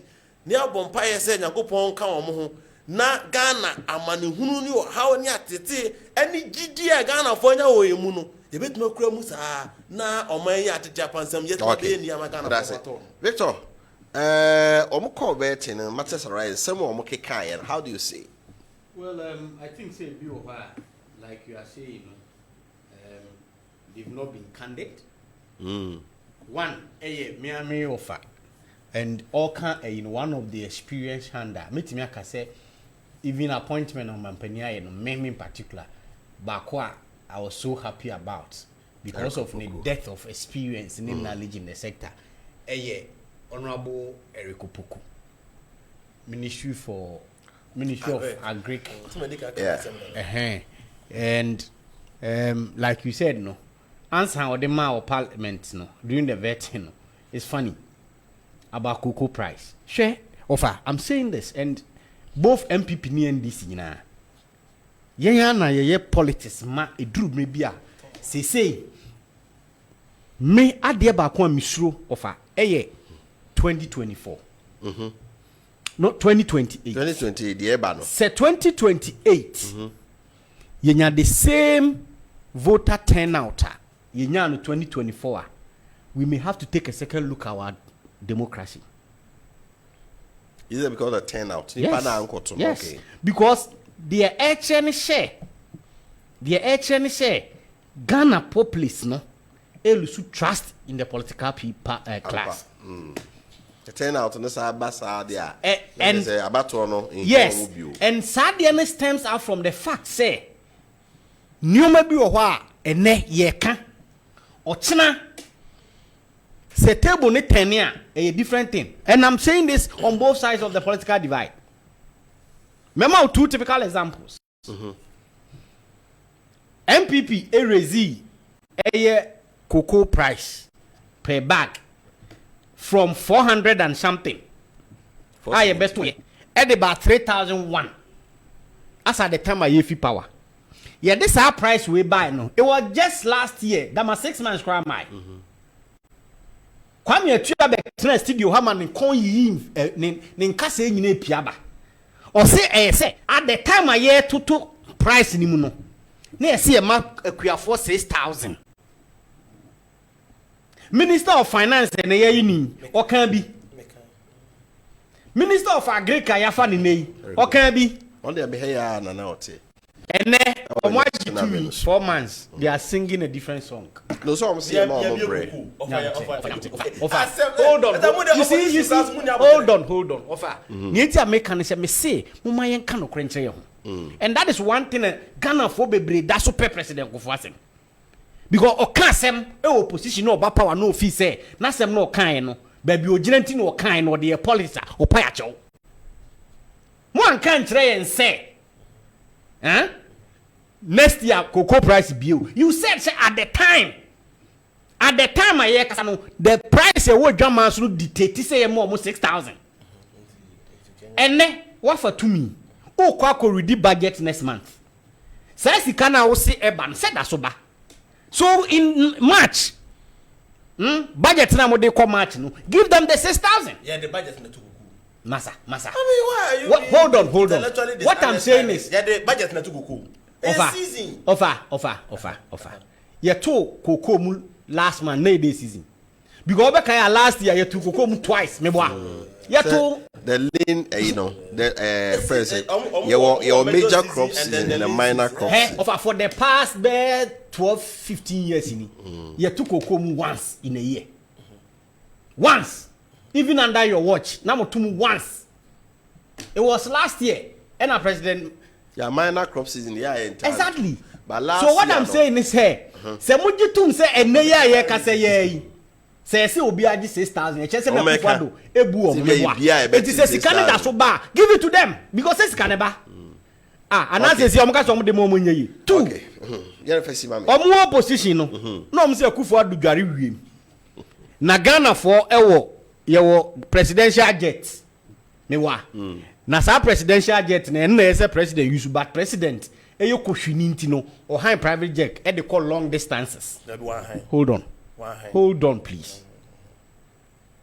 And now make I say presidential jet no sebe ya ton anayira said na omampani nam o se odi ni nua plane two kwan mumisa say ni nua plane odi two kwan a emra e wo Ghana e kire sa amra no odi so because it means it's a gift. Did he declare that to the tax authorities? No, you see, yeah, catch us. Hold on, you should hold on.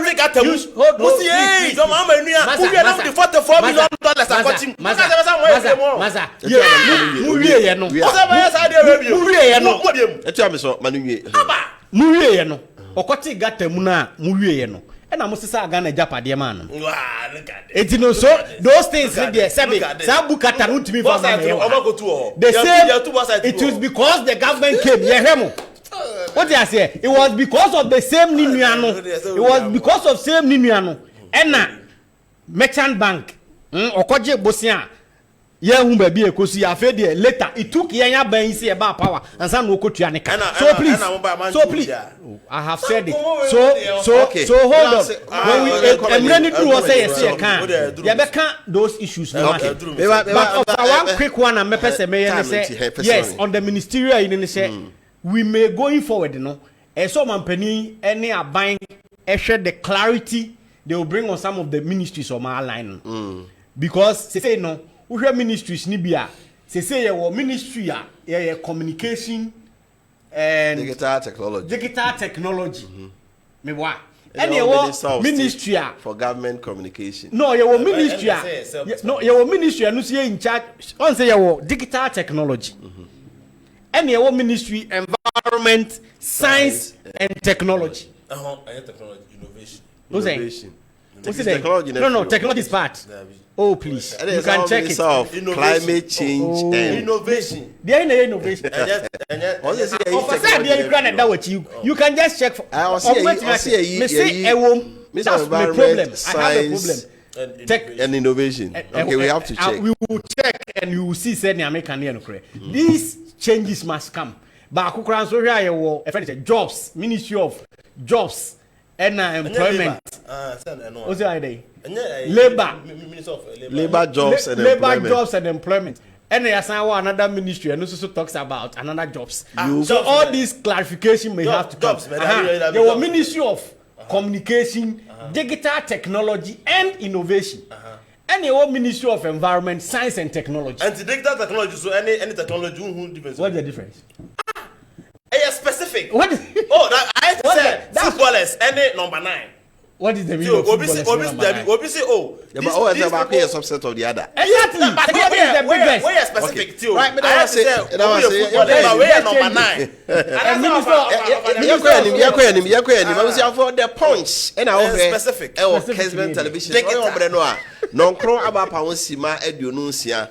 I may find two and him say Sabro Mampenia Pau Ura Chris Body Mensa as CEO of National Pensions Regulatory Authority. Ura Chris Body Mensa, a seasoned insurer, a kind insurance or an insurance expert. Onona Mampenia Bundi said the CEO of National Pensions Regulatory Authority.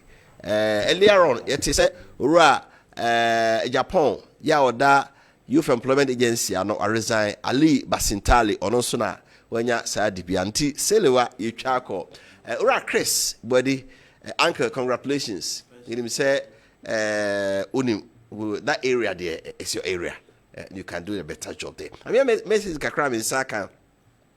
Na yenko ye dimrafi yemramehe someone I call switch. Okay, we all say, hey, so much message. Your man in your kakra na etimi, and so I kind intend to my for so dear and your quiet ababy to keep it short and clean. Hello, good evening, Mr. Host.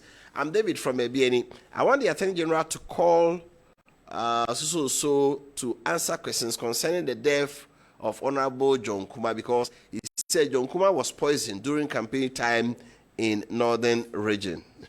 Okay. In the docket to him, certain general him. So which I'm on Twitter. Good evening, Wofa Appiah. Please ask the NPP rep why the Kufuor Bawumia government deceived Ghanaians that the free SHS benefited 5.7 million Ghanaians when the actual beneficiaries are less than 3.2 million. Why was the figure inflated or exaggerated? Teacher Eric Manso addressed to Ubi Hinska, Rose Minister. People in my Manse South, Amanse West, and Amanse Central are dying of dust because of bad roads. So start your first construction in our areas. Roads. Roman Penika Chesebema, I kind of over Jumayo. Good evening, Mr. Host. In fact, the president has made my day for appointing the young people in his administration. The MPP should learn from them. Should they be given the nod again? It is God who punished them because of their selfish interests when they neglected the very young people who toiled to bring the party to power. It's a lesson to them. Honorable Okubi, Manso Edubia, Kosoesi, wait a minute, yeah, again. A grand to the piano, Mabre, Omoye Kakra, Momam Konam Ranti, Namra. Yes, and Kokrani ye be crow. Kokrana ye Kakra, Momom Conche. Now Victor Nomne, Victor Kessben Nomne. Isabel Sonomne, Omo Makano, Omo Sumrebi. Mama, come a message. Good evening, Wofa Kofi Appiah. Please, I beg you, ask Mr. Attoforsen for me what kind of misgovernance and misrule that he was talking about. That he was asked to buy ambulance, but he didn't get them, and the money didn't come. Today, he has been given a finance minister, and those of his colleagues, ministers who took those salaries are now ministers and speakers of the country because another didn't prosecute them. Was it the misrule that he was talking about? Mike from Aprade. Okay. Good evening, Mr. Host. Since Ghana gained independence, we have been borrowing from the international agencies to support our economy.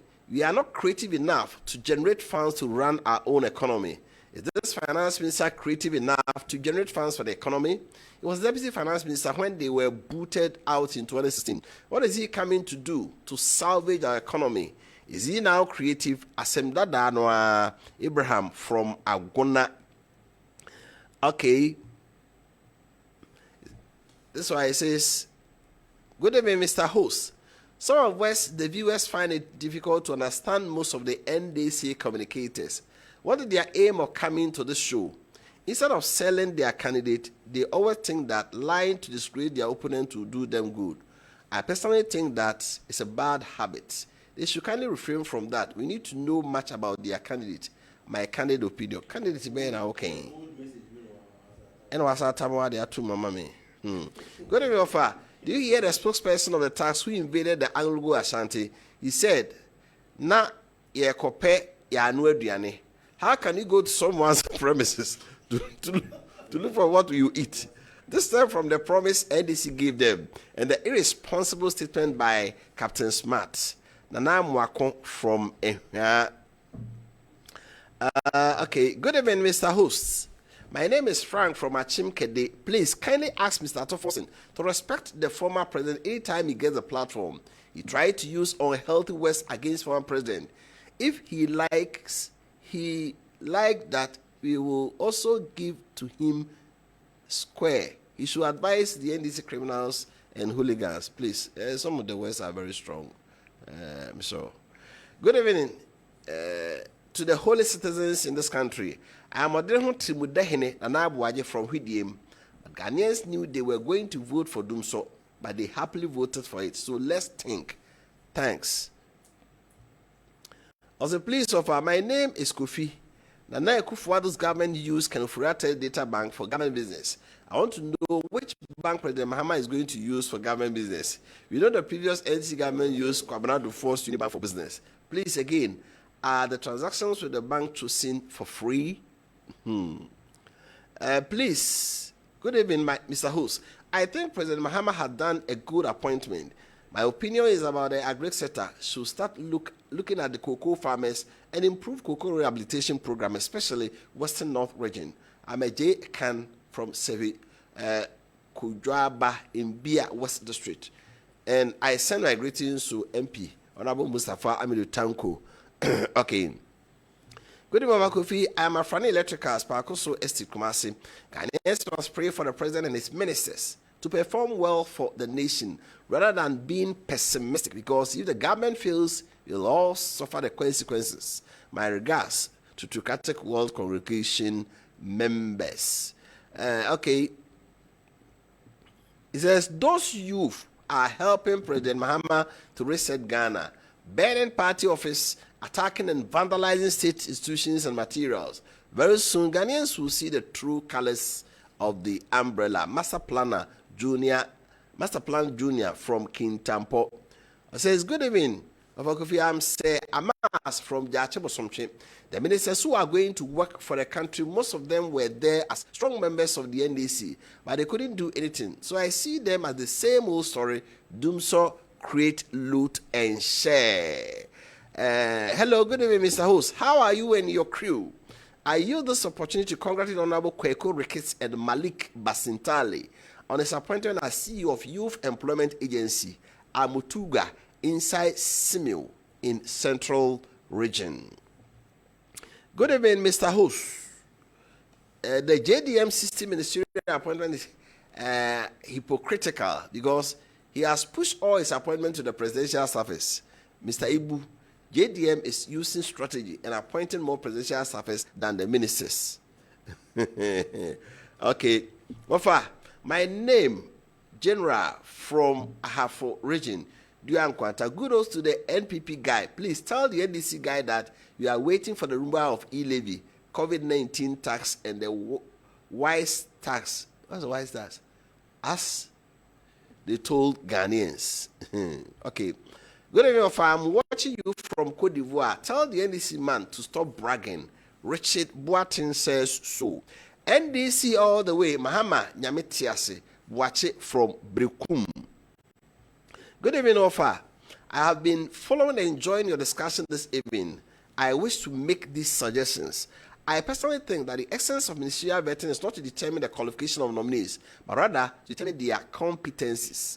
Therefore, not all MPs may be qualified to be ministers, especially in certain fields. There is therefore the need to establish the nominee's competence. Okay, that's how now that is what you're thinking anyway. Good evening, Wofa. I'm calling from Adas. Please, MPP, won't you stop empty criticism and think not your party but Ghana? Is the ministers more than 60 as promised? And at the okay, betting they are okay. Meaning, will be our call betting now. Say betting now near the idea. Can't na New Year. Yes, you see a check. 2009. Can't care for man. But he went through. Enti enye some we are no ye won niema e disqualify wo niema e disqualify wo si enya sa niema ni bi e disqualify wo a enye wo questions na ukoko yi ya no what is say parliament and disqualify wo bi da me Canada we na oni voter ID card no ono de say no fundamentally no onye MP but you can MPs MP be every man should go and learn. You have been forced hardship on Ghanaians and still lying to us. Charles crying from Sunyai West on also the no. All right, yes Amra na ebe to so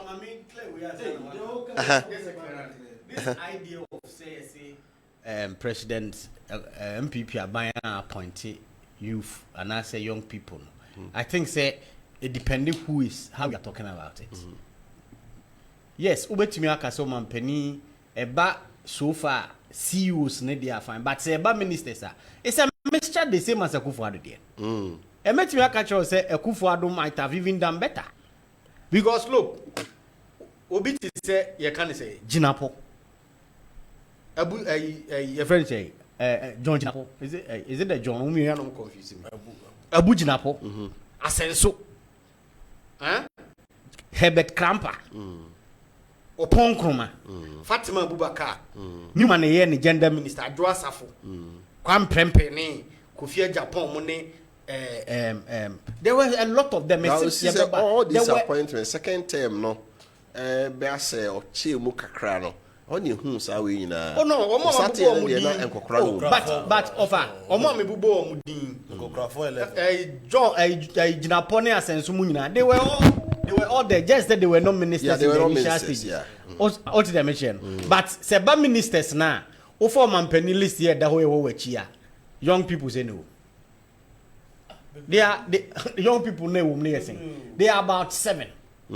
Yes. Why bro? Ni aweka so ye young ye ehifo. What you say? They are about 7. What you say? When you say they are 7, you see they are about 7. Mami mu bonjro, where offer Jinapo, Okujeto, Sam, George, Akando, Ena, you say Felix, Ena Herbert, that's Gilbert. What you say?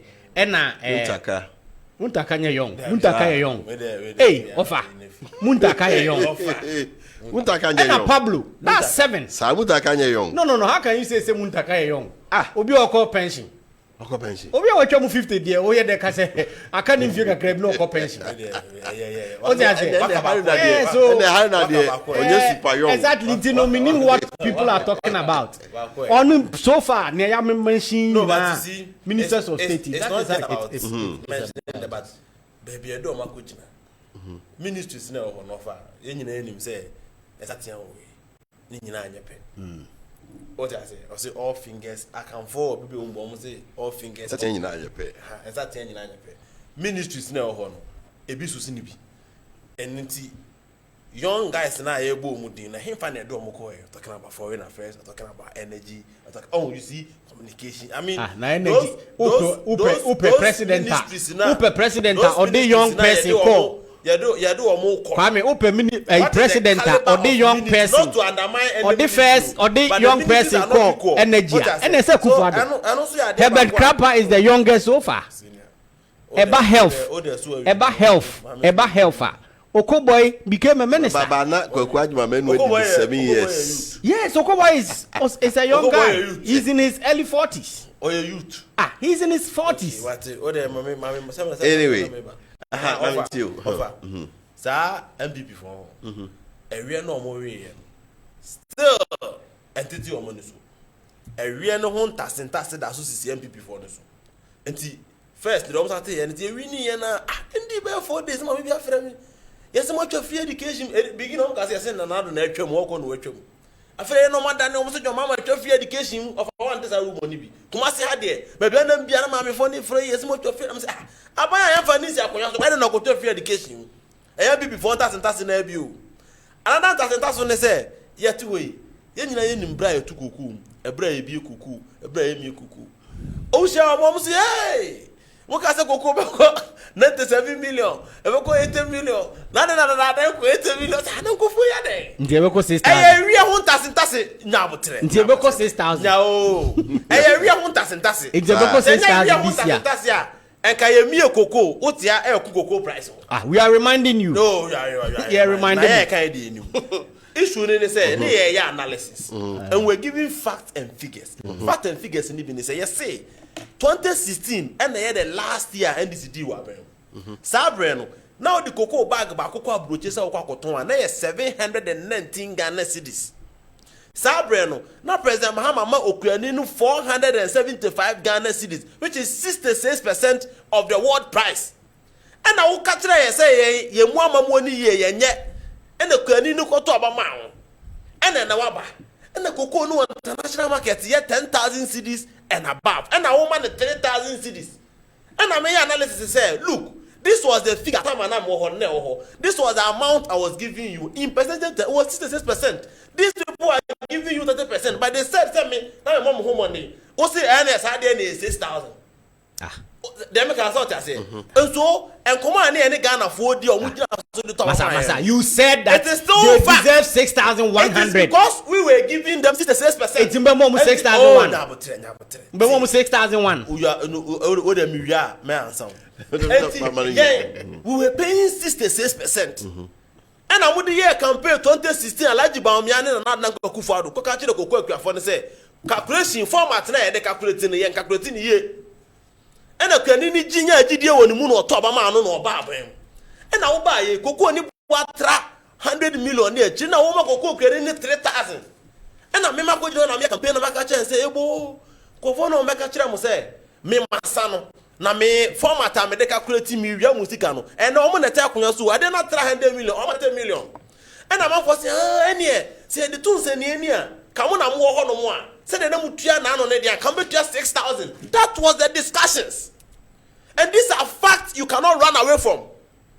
And to say about them, that's all remind they say, oh, who can say we're not running away from that. We're not running away from that. We should see something since I cry back.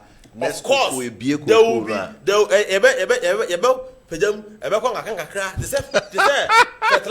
fertilizer. As soon as possible, we will put things in place. Actually free fertilizer. Only my buy. Offer. Oh, what about yes, fertilizer baby? No, I'm going to yeah, before I was so over 20,000 bucks, and I was there. And yes. Now, before me for money for power. And more fertilizer will be saying, when I come to check ground, class and I'm from vote. Almost a good demo of Brani, and they have kept the fertilizer in their houses. A few of them, I lose two elections.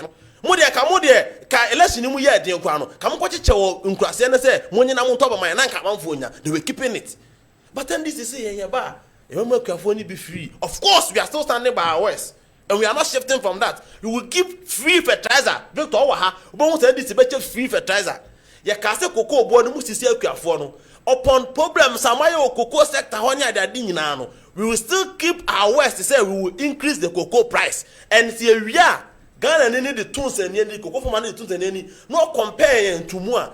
Every cocoa farmer in Ghana, Ebeka say President Mahama Amemo and your dini in terms of the price. Timunya would say, as a more prepare Mohodo, and I'm can say, as the opposition, I am with the Dodo. I did something that I say, there's a 2 weeks. So, Munya would tell one of the patients, a bedroom, but I won't mean Casabium. Because I'm a working in Nano. Yabaya, I feel better how won't be beyond Cabium. So, I'll be before no, and throwing in content for more than I'm chrome to come thrown and this for education, motor education, I didn't know what ya, and you would rather say. Yea, ya catch a Ghana for say about Yentum, Yaba, Yentum. Omon by Bonnie Sank, I dare Bechinias send this your chum. Now, Commode Abaya campaign, on by one babachum. But ye yes, Subium say, Yentum. They can't see a bay and say, Yenny Ghana for, our for, a church for stakeholders, or more education sector, a Cosiboni Beca, Yanyo Mubesia, near Naya to drink, Nisrania Bassa, near Jing, near a blueprint. Because I didn't know there are a lot of issues. And last week in Bayern, I can say, you could see a school for Nibi. Call free education Nibi. And I didn't come on, I'll come back and say, hey, now more free education for more harm win. Omunya Batama and I'll do. I come back and say, Mamu Fibra, no need to get yet to school. And they did a more a home for cocks. A mono, a home for cocks. Bonilas out draw home, what the command granny did, a crown of win. Oh, this Akrano, or Bakotaba because oh yeah, they free. They know what they went through. Oh, Daniel, Juana, was sitting now they call. They are from school. They understand what's at the Namoyano. And they didn't politics in reality, a Komu Krano. And so the end has come. Yenya all funny stakeholders, and no more can be a woman where the kids and Yanaya, no more better nasi. Near Yanaya draw a blueprint, not a Bianistamini, quality of food, not the idea at channel, and company the kind. See a bar. We are going to give the monies to the headmasters and the bezzers. So that is the engineer SS now headmasters and bezzers and they could do. We are going to pay the money into the account. No more the not quality of food that cost room. These are the changes we are going to talk about. Account to more because there is a new directive this evening. Yaba. Ya Ochnabenya Bre na Kenkemu. From the presidency say Yama senior high schools no the next 2 weeks. Say Omoa headmasters na Kotoduane. Now I'm for feeding Colano for 2 weeks. Now borders will be 7.5 cedis a day, and a day students no 3 cedis a day. That's the new directive from Felix Kwachifusu. For the next 2 weeks, they said we are in why identity. Headmaster be my audited report of the number of students in whole school, and based on that, call Nako Fediane no. When you bring here 7 cedis. And pay we numero. Opa. Now school feeding. And yet 90 pesos. 7 Ghana cedis. Yama on crack 1,000. Ni amu obia per head 7 cedis 50 pesos. Say no agane mo mu na pa wi anwum na. Ya calculate 7 cedis times 1000 the amount afa no do na nkwa na wo se untimi no a. Okay. Eti nyame NDC o se. Oda bi mo NDC o se. Mo 7 cedis 50 pesos. Headmaster sini we bosi. Dedication ye eduanisem ni nyina. Over. You see, let's stop this politics. Let's stop it. What is this? No, Patrick, let's stop it. No, what is this? Hold on. This public yenjai etwem. Look, and I'm happy say more winning power. Because those days you were sitting outside na mo kanasa, meboa. Some mo kanasa. Then you come and sit here. Say nuane ye de man kokko, ye de man nipedi. These were some of the things I was talking about Okujeto Ablakwa. What did they mention? These are some of the things. Because hold on. Mujojo rice. Aspire yachura ho. Expert. Wo de komo mu di. Mami tie no. Na de akoda ho na on tibi da. I mo aspire kra mo de komo ankra ni di. Leto. Minia. Obia o call free SHS. Ye wo school. Ani ye tue sika. Ye ko school ni tue sika. Ofa ni ye demonstration we aduane ho. Ni say school ejapade because of aduane ho. One, it does say the quantity and the quality. You better radio so say free SHS. Akola ko school e komo de no. Na akola be na ko school a 1 minute send your peda. Let's stop this cheap politics. What you say? Let's stop this cheap politics. Na yeti krom ha. Say on say wo ball 7 cedi 50 pesos or say a big money pa. Because of the Oh, numbers. please. Please stop it. Jai. As at the time Akufo do free akonya so. The last payment I oyema free school fee the primary school no. Akola bia no, they paid them 1 cedi 50 pesos. No, I'm talking only a primary school. And kwala omo KG. Any your friend say up to class 6. Class 6 any the highest. And so no talk to anya papa. Sha. Akola say be afa no wadu no pubic area. Me boa. Akola zo bia nim say oduru sa adolescent age. And omu didi more. And no wa betena say big. Yenye ye to ho enyom ama ho samnane. What is this? But niaye nyina ye pen say nana ebe yi ama o man no. That's what I'm saying say, as politicians and nyoma bi wo ho a ye ya. Say ye opposition. See wa bam amwa na amwa o man no. We should stop it. Say 6,001 asema me kan about yi. The finance minister Kojina parliament says NDC aban here they will put it at 6,001. The video is there. Because of What did they mention? Nti nya me kan say enuma bi wo ho a ye mfa nya politics and we need to change it. What did they mention? Also obi ani bewu, obi ani mu. Because Ghanaians are there. So many ye ma ye nyina. Ana meboa. Se me ko akọje bosia.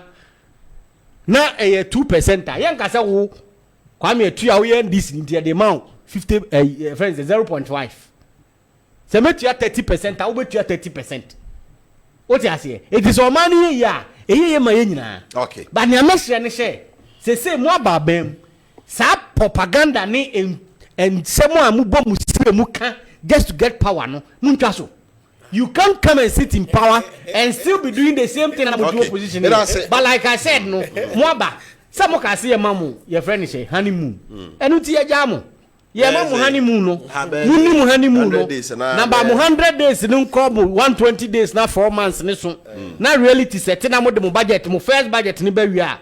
And I'm me man come say me ba ni aba be niti won so dia o kan fa presidential travel say nyeno kre say abai to kwan president na Akufo Addo bia na otu kwan Ghana ha na o de private jet na ekro na say fa kon na na ready adentina mampene de jata flight na ekro ba be hwe ho asemaka. Good evening Wofa. I'm Nicholas Accra. Farmers are waiting for the 6,000 per bag because my father voted for NDC because of that. Wow. Okay. Hey, please. So soon, NPP is criticizing. Please, but when is in some prison be expanded, it's going to be a resting place for some people. Still, NPP doesn't know they are no longer in power. Maybe their eyes will be clear at Nsawam. Okay. Good evening, Wofa. Wait there, that Ghanaians will blame themselves. Sifas from Ankranso. Somebody can watch on them back prenum. The same message you. Nobody is wishing the NDC bad because whatever happens will definitely affect the ordinary Ghanaian. But the truth is, the NDC's propaganda during the campaign will surely hit them hard. We all know the lies peddled against the then NPP government and will remind them always. Kwesi Reynolds in Agona Odobeng. Good evening. Okay, there's something wrong with your message. Good evening, Wofa. I see President Mahama as perfect since it gives an array of hope to the youth of Ghanaians. I want youth who are on rampage due to the appointment to be calm. There are good things in store for Mother Ghana from Ameura Peter Sunyai New Doma. Abbas Amogobo Offenso. We are expecting our President Mahama's appointees to deliver. They must be guided by the character of the president. Our country is in bad shape, and the NDC Mahama is the last hope for Ghanaians. Over, I want to ask the NDC man, how much is cocoa on his residence? And he's saying the money is enough for students. Oh my goodness. Cocoa, what is Cocoa saying? Eli, these MDC people, MDC. Okay, maybe because it's not NDC. These NDC people, I hope you have the tape at your disposal. Please play the tape. Tape when I okay. Anyway. Okay. My main for last one. Good evening, Mr. Host. In fact, the NDC man should know that he is on a national television, so he should stop telling lies. How can he say that they didn't say cocoa should be sold at 6,000 from royal time? Good evening, sir. All the ministers appointed by the president are well deserved and they have worked for it. But walking the talk is a problem. Huge promises from them, much expectation. First years are waiting for their fees. GPL players are expecting allowance. Cocoa to 6,001A. Okay, Victor. My member of Sonia Shassie, Niti was some more kind for presidential travel. Also, no could you tell Black Wasari, na President Jerry, and I say, so far con a bank aeroplane is your a camera. I don't know, my penny friend to coin. Nowadays, Ninia Ibrahim, the and Nam, na, I don't know, a gift here. A dear Nagana member a cat for home. What's the problem? Politicians, it do maybe we should be principled. And in American both political parties.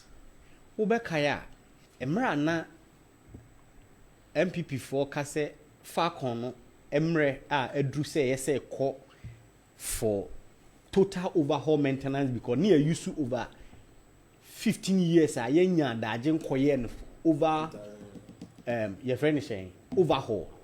On say machine no ewo mra omoye maintenance every year bi omoye ho adwuma.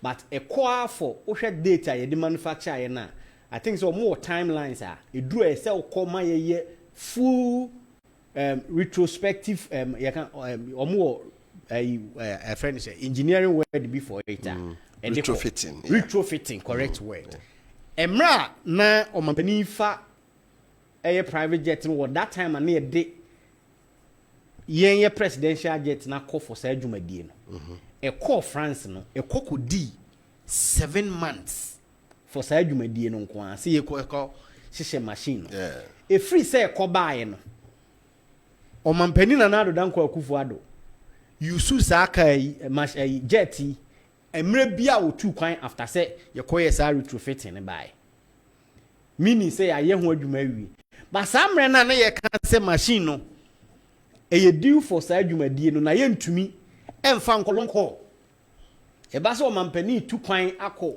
e kwan emu wa sa afidie ni ntumi nko enti ubeka ya ne nya mfa nko France kra nko ma omunye sa adwuma omo ye eye machine ho adwuma nya nko ye na e wo Ghana no no mampani ko around West Africa ha na we use by basa or cocaine what is America any Canada sa Asian areas na eno no na ntumi nko enti ma o yusu eye private jet nyame adom mo atimi akoya aba akodi 7 months or so ewo France mo ye na ma ya hyehyɛ ni nyina fofra ma ba na na do anko akufo ado etimi yusu ye even ebeka 3 days ama wo fira konwa so o yusu machine yi to kwan ko bai enti no na efi sɛ ye adwuma o mampani ba ye no yesi ni nua machine no be yusu na nia na bi kan sɛ ma omo nya nsa na ɔkyena asemfoforo bi aba because yehunu bi pen yesi ye de che free ewie no na contractor ya so ama nipa kro no okay na nya de ketwa and so I think say yes the safety of the president is also important to all of us because se ne na me fast fie na bibi to omampani a o ka aside seven ne kra na ye be lusu no e ka o man ne bebo ankasa say yes even en conduct another presidential election no me gidi ye say sa aka no say ye de ehwema omampani akwantuo mu da ho yi a ebeboa o man no so I think say eno ne ade ayehwe but ne America ne say as political parties eduru maybe as ansem we no ye hwe say ne yes presidential jet wo ho edimo omampani nkofa private jet commercial private minority what no, has changed I already that's the point people on this issue people just anyway time in church ya Victor minim say that time I used to remember no UK there because in the narrative no them money totally wrong total sense so I share that so there I'm surprised issue ne buy no defense minister then need to go by parliament and I yebusa ne say aden na Ghana well lupli ayato ama mampanyini na mampanyini tu kwan bia no akwan alupli ane boarding you can search it online this was his answer and I'm quoting him verbatim or see ye plane no was in good shape check it tell you say na me read it not true nemo it's not true and ombusa and say if it's in good shape there not true aden tra mampanyini fa nko and o see ye there no Ejaye nim. No, please. Oh, please stop this. You see. Mami, then a better topic. My castle of the it was the answer to the parliament. Oh, please, you see. Sometimes what the narrators move for. I said we're gonna phone them. You say there is no washroom. It is on record. You see, this is a national platform. This is a national platform. It is on record that he said it in parliament. And that's why the time last so. The niti those days. Now the Okan say omoko high presidential data. Itore bia na baby omo kono program omo kono. Ukudura gise bia wosa akwaje hotel ana baby a president be kwa akosue. Na okudware ansa na oko program no. Isa woko high jet there. So unya de bathroom this animal in our woman. Before the president gets out of because that was not the reason why no they said they needed to take. You see, what the guy can trouble Victor, they need Victor, you see, you can decide, you can decide to twist the facts. No, but this is something I can't phone in any. Who said to us, say, our aircraft was in good shape. Yes, it's not true. Me say, and I say. And the Yabusa no hair say if I don't know if it's in good shape there, then why are you renting? And all my reason of Fadime say ye kofa flight reason back where the man say ye pe baby am benyi bet majarenia. He said it in parliament. I don't see 89. But Okaso was machine no in good shape. Yes. Na nyenti omo kofa plane so in further explain you see tie edebe na man kan adwaye no asem. It was because we admit say flights no they ask the question they're not trying to say your plane no distance be 5 hours but be bro 5 hours no omuntumi va Ghana dey so behind for no it's more behind there what pedies and man flight so element na air transit who say there so the flight to kwan na say 12 hours yes now untumi cover 12 hours untumi break for some time no was what's where there oh No transit plane. Most of the transit plane. You change for a new plane. Now I change for a new plane. You change for a new plane. Flight, my advice is ebetimi akọ yen falcon etimi go for 12 hours but for safety reasons some person obey no continuously obetimi achim so you just make a stop yes and 1 or 2 changes be a sense and market then you continue I cost to the bia and time na or person across South Africa na or this half flight there were arguments on TV in which I debated say you could have even stopped here for some time before you continue because now making argument free Europe sena ko South Africa straight and you can say some say there no na say riskier odu hanka you could have stop in Ghana for some time and then continue enti the man tiom me ba sama say we so and before no we ba asma pesa make am crampo no time ni ntimi kan mame kan just 1 minute you see yet to come Hassan and Ibrahim Muhammad esi odo no anafidi ekote odo river free and before see boy and ani nya president nti and ye dia man so onkotim ma ye do omo ba omo so must spend $44 million on ade Ibrahim Muhammad ye che free and ya ba ye che free o we dey oh please me ba and ya ba contract na wo de man negotiate ya ba mu no omo nya hwe kom nya contract and ya ba mu Yaba mu no our president flight in their mind it need security scrutiny okay as I said na ka say ba na better alupenu near the na wiem na ka president mama na am na dey president so as I said flight no falcon no ye dey for security scrutiny dey cham say ni stand which me chin una security camera be am Sana President Muhammad you will not risk him and quarter play among actually every right so we are scrutinizing the flight and you just security features in hunu say ade no bibia nyekofo fa bibia mo bibi nche bibia you okay and Sana President Muhammad and to it is going through security checks in ade oh please see here no wie na security for the pass say ade no mu lusu hwi wom bibia ya alright by the corrector obey use but ni nwa na mama ka we ni nwa na first na ode man no ankoso Ghana hu wono na ni nwa wa lu play ona ni nwa wa lu play e na opeso otu kwan e no aka che ni nwa na say Ghana lu play na omo de ba ye no afi na security for na ye omo checks e no say nwa e de benti na yewo nwa what about this for fako e na okota ni nwa na flight ni e na ode ko ofiri mumu ya musikum Muta go for ya okoti gata mu a mutu ahun asema na mo de 44 million kotu mu and any nwa do play free what am ko buy ankoso Ghana ankoso ye dan enti esere mu amamo na ye ba bebu no ta mo niama na mo ye no na anu ayi no mu nyai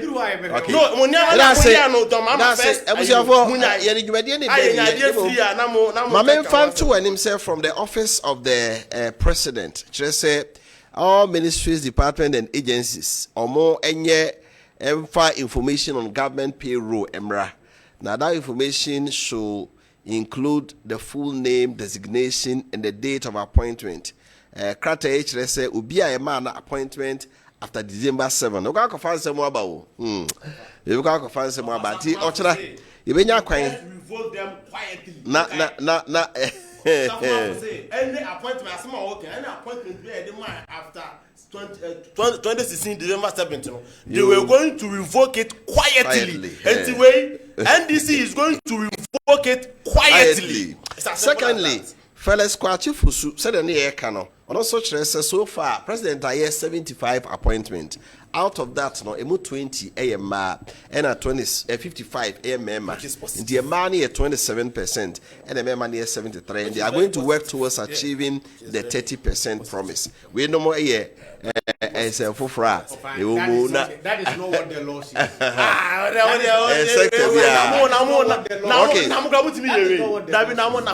that time I'm running here. So please, say here. Well, what did I mention? That's what I'm saying. Say, that time I'm running here. Say, Mrano is an act. It's an act of parliament. But 27%, it's not bad.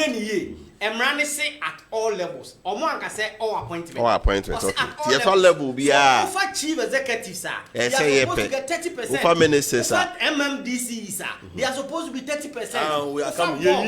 Yeah, but my No, assessment. yeah. But I'm saying, say you have failed for presidential. Right. Mamincha Sani Muhammad. Sani Muhammad. Friend of Commando. Senior man, Now, the communication director, so say a man for any bro. Mechanic, La Abbas Nuruddin. Now, so I'm taking the seats. A PMMC. So. Massa Derby. Abbas Nuruddin was serving throughout the party. Once you go by your former party boys, some of us, a party, Jumas Abbas is one of them. Was several parties throughout at this stage. On to the say, at least you're more on appointment. Your put Sammy Jemfini, a man appointment in patrol. Your boss, Sammy Jemfini, a man in PMMC. Abbas Nuruddin, your man appointment. Okay. Your channel name. We are young. Honestly, we know why. They want put a man of you know. It's what did director. Massa amount for you. Abbas and yet director patrol appointment. Oh, they are channel. Commando. There will be a Michel. Champion Commando. Okay. Oh, but yes, Oh, but on a lighter note, I think say yes, ye can. Independent be all my age. One of them is Abbas Nuruddin. Any Kwame Tuya and Troning consenti on Susi hey. Obi ti say Kwame Asafo J. Omunya say o my ejuma bre. Gebra asiedu from everywhere.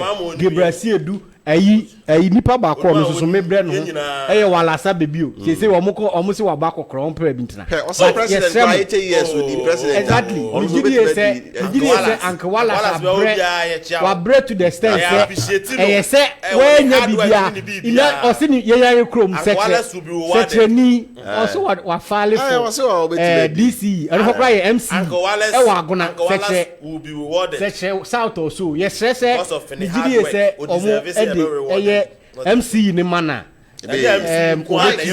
position be be ho no enyina esie wote Victor Oseipoku enka okasa edema New Patriotic Party na afi Kwame